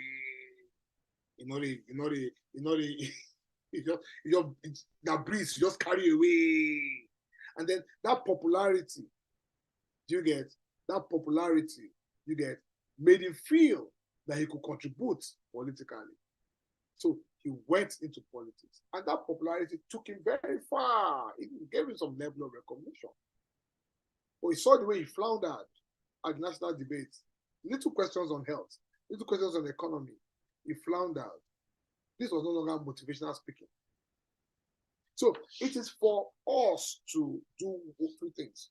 One, identify socially conscious young leaders who have that followership in the new market of social media. Encourage them, empower them, and push them. Two, some of them were already inside there who are socially aware. Somebody like Oke Bakassi, somebody like Basket Mount, somebody like Ali Baba. These are socially conscious people who have large social media followership, who also understand issues as they affect us as a people politically, who can be corralled into positions of political leadership using their popularity on the other side. And then we give them very good mentors, because we've seen some of them, like Desmond Elliott, that have crossed over and have been an unmitigated, I don't really know what disaster. I think that makes sense. Thank you. So we're going to take the last few hands, and I'm also going to ask you to please respond quickly so we can finish on time. I have Toun Ajibade. Please go ahead, Toun, with your question, and then Bola Mustafa, and then we'll close with Auntie Yemisi, after which we'll ask you to give your closing remarks, and then we'll bring this session to a close. Please go ahead, Toun, with your question. We've asked you to unmute.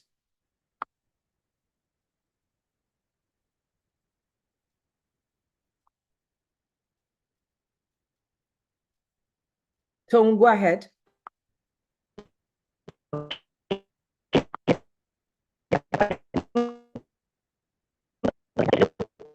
Your sound is really your sound is a bit is wonky.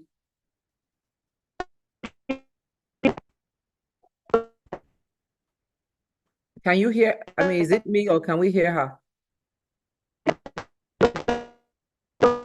Our network is not good. Your network is poor, Toun. We can't hear you. So maybe try somewhere else or write your comment in. We can't hear you.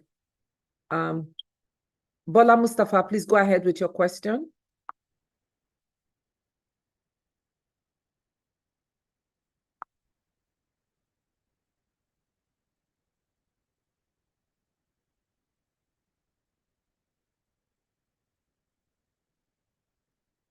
We can't hear you.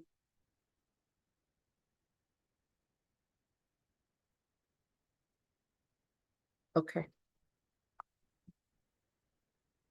There's no sound coming from you, Mr. Mustafa. We can't hear you, Mr. Okay, Mustafa. I'm going to take Auntie Yemisi while you try to figure out your sound, just because of time. Auntie, please go ahead with your question. We've asked you to unmute. Yeah, thanks for giving me a second shot. I thought I should send the Duke Edgar a virtual hug for the beating he got because of Fela. I hope it makes up for some of it. Now, just a few quick points as a follow-up to what I said before. The perception is that EndSARS failed because there was no structure. So I want you again I mean, you said some things about it, but it appears you're really against having a structured way of engagement. So I want you to tease that a little bit more. Again, a lot of people have asked the question, social media, lots of likes and all of that, but it doesn't translate to votes. So maybe you could address that as well. And finally, back to the media. There's so much disinformation out there. What do you think the role of investigative journalism should be, so that there comes a new generation of journalists who are able to present facts to the public and who are able to counter a lot of disinformation that are out there. In other countries, it's the information that people get from the journalists that can overthrow governments, the real facts about what's going on with the corruption and whatever else. So just those three quick questions, and please accept my virtual hug for your beating because of Fela. Okay. Thank you very much. Unfortunately, I think his phone, the battery of his phone may have died. Pastor Luke, can you check with him if he's coming back in? Oh, he's back in. Okay. Yeah. Okay. So that was, did he get Auntie's question and the hug that she's sending? Did you get Auntie's hug? She's sending for getting the beating because you wanted to be like Fela. So she's sending you a virtual hug. And did you get her question? Or should I ask that question? Should we ask that question again? Now we can't hear your sound. You're muted. Wait, 1 second. You're muted. So go ahead and unmute yourself, please. Can you unmute now? You're still muted. Try and unmute now, please.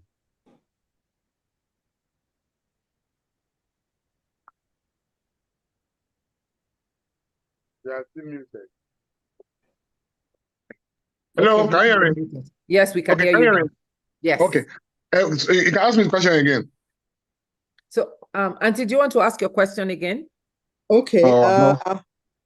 I'll start with that I felt I should send you a virtual hug for the beating you got for wanting to be like Fela. So please take that. Yeah. Then three quick points. The NSAS thing failed because there was no structure. That's what a lot of people feel. If there had been some organized structure, it could have been sustained and be a little bit more successful. You said a few things about structure. I still want you to tease out what you think the benefit of having a structured engagement by Gen Zs would look like. Then social media, as you said, has a lot of following, a lot of likes, but it doesn't translate to votes. How do we get those likes to turn into votes at the ballot box? And then finally, back to the media, which was the topic of our engagement today. There's so much disinformation out there. How do you think we can get a investigative journalism by particularly the Gen Zs to present facts to the public and counter the disinformation?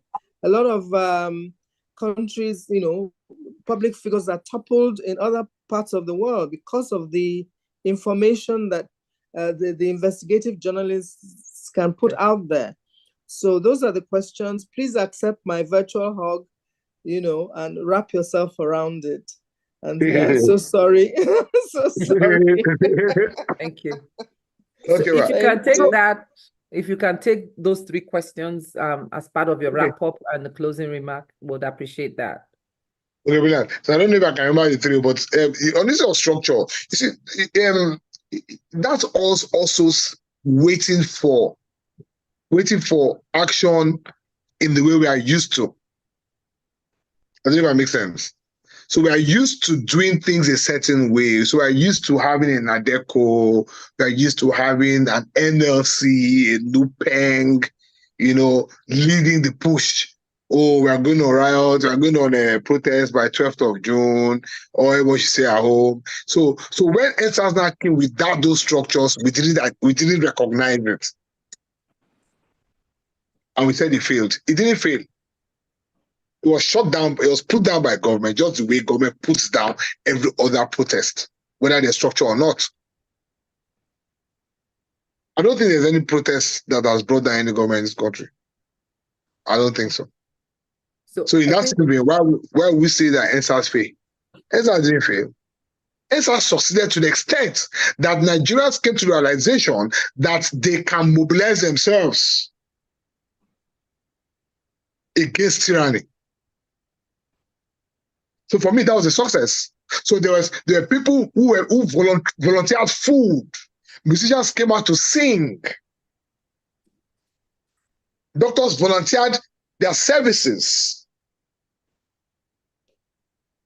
All on a borderless mobilization.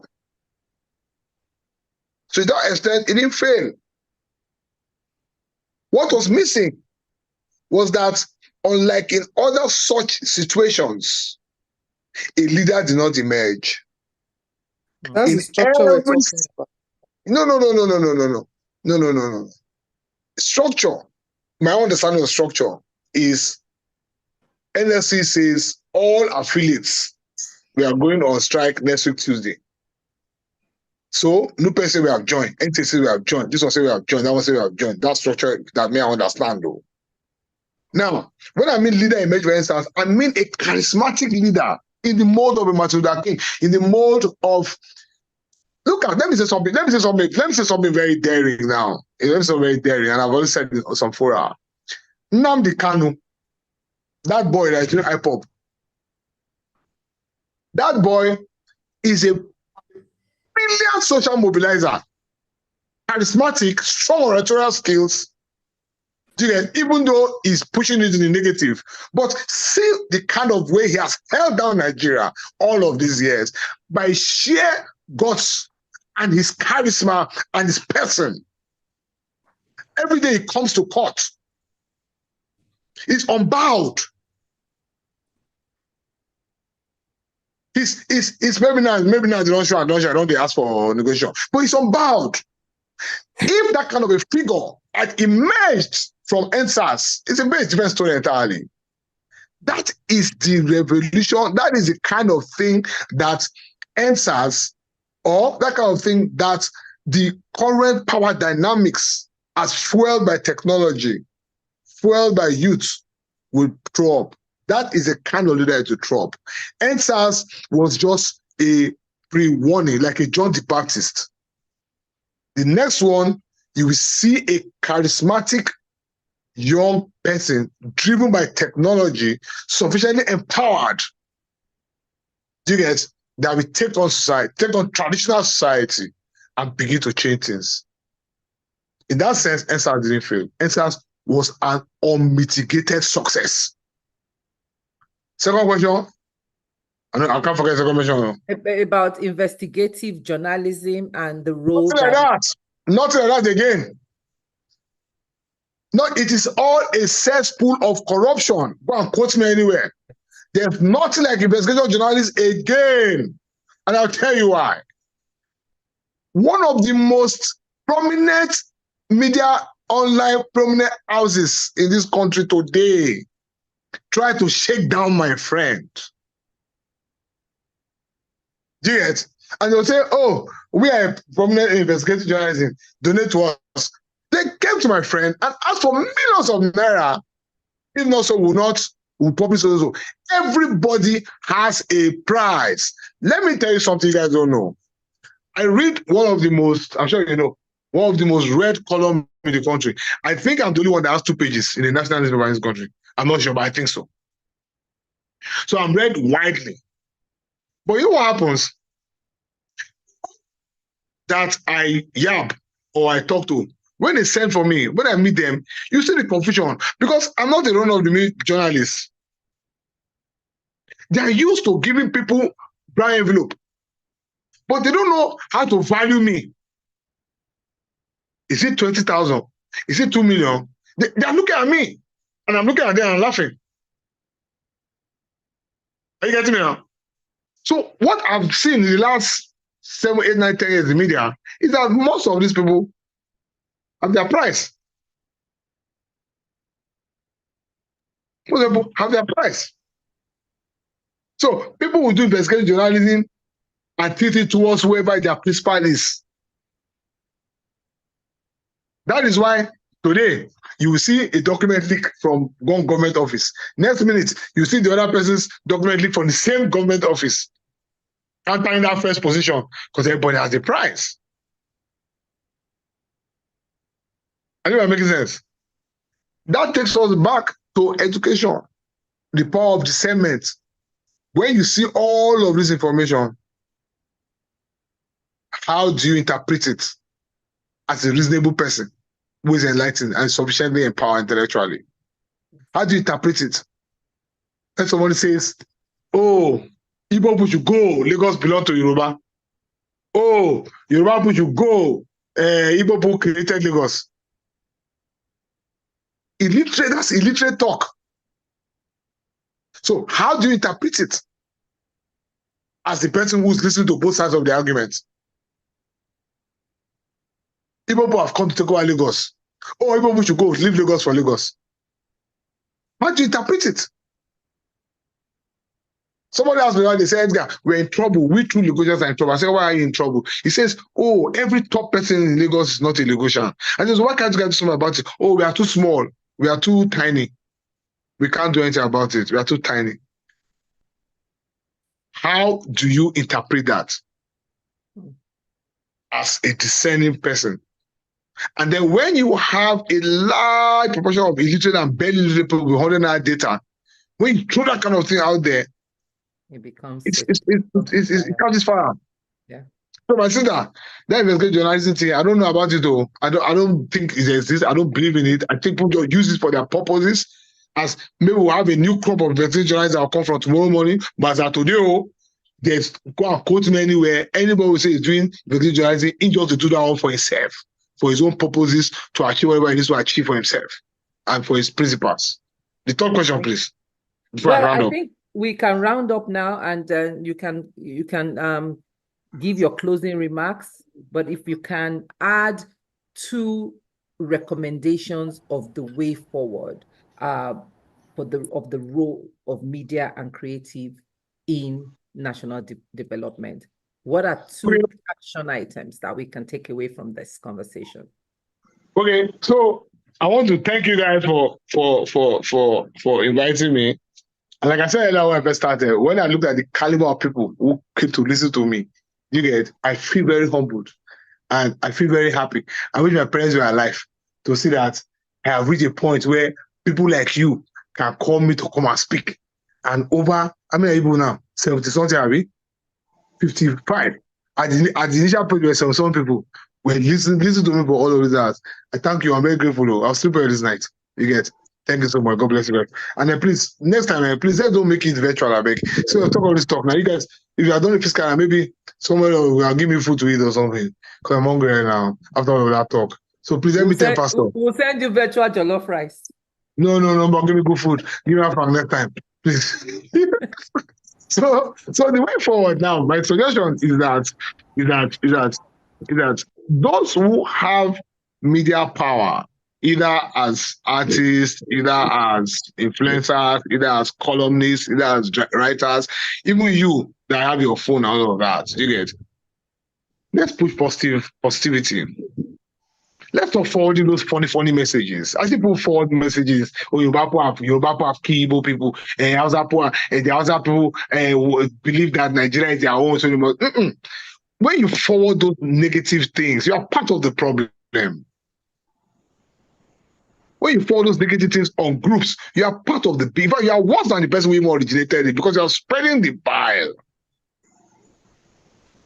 This revolution starts from the individual, starts from the person. You must wake up to the realization that you are Nigerian. And you must love this country.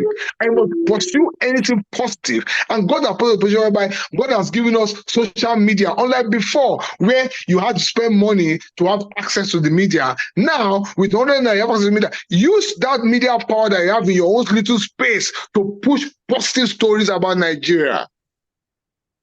Do not look at this problem that we are facing right now. We are not facing any problem.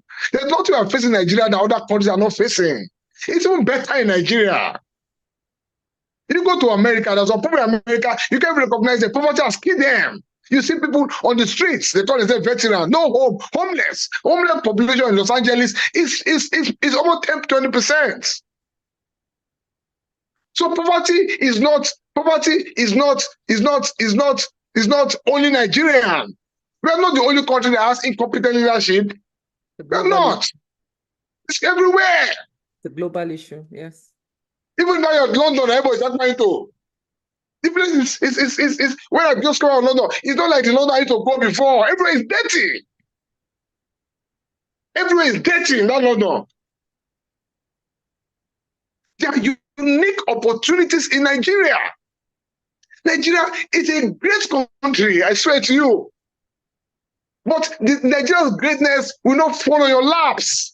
You have to work for it. You have to look for it. You have to struggle for it. People who have failed now hide under the excuse of poor leadership. People who have failed hide under the excuse of corruption. It's a lie. I, Joseph Edgar, raised 200 million naira in 3 months to go and do a play in London. People that japa from Nigeria, I was paying them food. Because you must see the innate opportunities in Nigeria. Forget about the media. I don't pigeonhole me to media and creativity. It's the whole gamut of who we are as a country. People are here becoming billionaires. I was in Dangote yesterday. You see what the man has dropped in this same economy. Oh? See Herbert that died. See what he has dropped. Sit down with Herbert. Sit down with these guys. The way they think. But we go and hide under tribalism. Oh, Yoruba people have killed us. Oh, Hausa people have killed us. We go and hide under all sorts of inanities as excuse. Yes. Our lack of success. It's not the same country that people are building humongous companies, people are building humongous churches, people are building humongous infrastructure in the same country. Go look at that boy they call God is Good Motors. He's my friend. His father, they kidnapped and killed his father. Today, he has taken DHL out of the market. This same Nigeria, that boy has taken DHL out of the market. He has the biggest logistics firm in the country. GIG Motors. Go and Google him. Every logistics delivery motorcycle today, 60% owned by young girls who are not married yet. They are the ones who are selling hair. They are the ones who have dispatch drivers. They are now the economic agents. I've given a talk on that before. The people who are holding the 3 million SMEs in this country are young girls between the age of 14 and 22. They are the sales girls. They are the receptionists. They are the most hardworking demographic in this country. And yet, they are the ones that are exposed to sexual harassment. They're the ones that are exposed to rape. They're the ones that are exposed to long hours. They're the ones that are exposed to poor work conditions. But they are there. They are now the economic leaders in their families. Anybody who does not believe in this country, let him go. Go and leave the country for us. Thank you. We believe in this country, and this country will survive with or without people. And thank you. God bless you. Thank you very much for that very positive and passionate plea.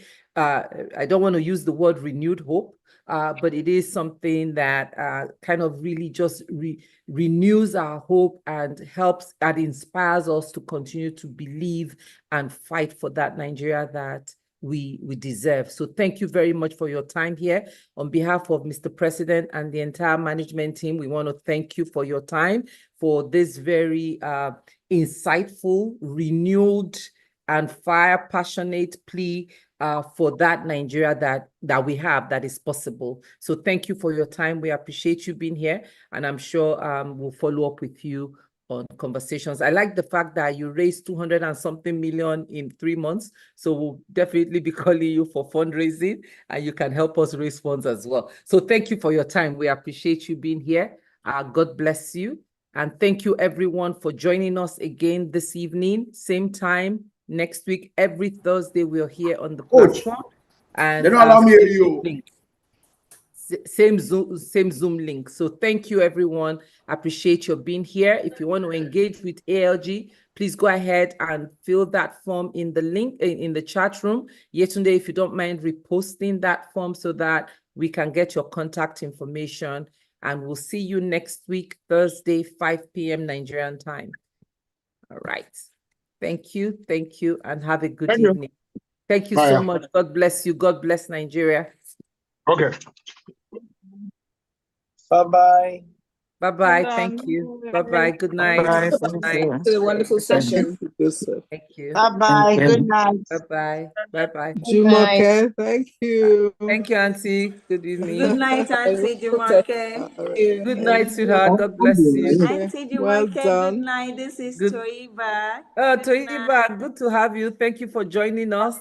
We are You're glad you welcome, could join ma. us today. Thank you so much. You're welcome, ma. He Have a didn't good answer night. our question about how we can get the social media people to go and vote. We haven't solved that question. We haven't solved must- that. That will come. It's a continued fight. Mommy, good evening, ma. You didn't ask questions today. What happened? Mommy, Professor Grange? Professor Grange, how are you? Oh, her audio, maybe it's network issues.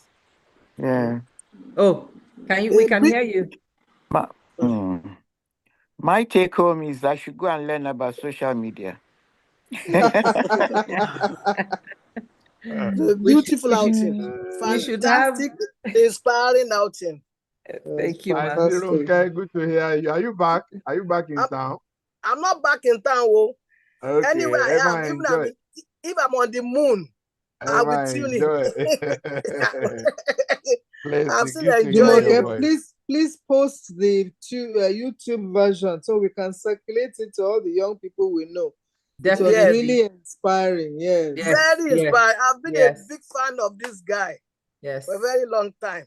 Yeah. Well done. Very nice job. Yeah. Pastor Tunde Pastor Itua, well done, though. Well done. Thank you. God bless you. Bye-bye. Thank you, Pastor. Thank you very much. Have a good Bye-bye. night, everyone. God bless you. See you next week. Please share the information. By the grace of God, though. By the grace of God, by the grace of God, by the We grace shall of be here God. again. We shall be here again. Amen. Thank you. Welcome. Thank you so This much. is my own Sunday service. This is where I come and do my. This is where you come to get your inspiration. Yes. Yes. Thank you. Mommy Grange, we didn't hear your question today. Listen, my dear, I'm learning. I don't know much about social media. No, don't worry. We'll have cross-generational lessons on social media. Thank you. All we need Thank is you like so even me, I need a lot of lessons on this social media. If I'm able to send something, I jubilate. So yeah. WhatsApp is all I'm ready to do. I'm not going beyond that. Thank you very much. Hey, no. You can influence more people when you use their social media. You can do Instagram, Facebook. Yes, what do they call them? X. I think they're very fascinating. That's right. I must sit down with my grandchildren and ask them to teach me. They are the best. They are the best teachers. That's right. Yes. Thank you, ma. From us. Thank you. We still need to connect. We still need to connect. Yes. Good night, ma. Okay, well done. Well done. Thank you, mom. Thank you, you. ma. Thank you, dear. Bye. God bless you. Have a good night. Right. Bye-bye. God bless you too. God bless you. Good night. God bless you.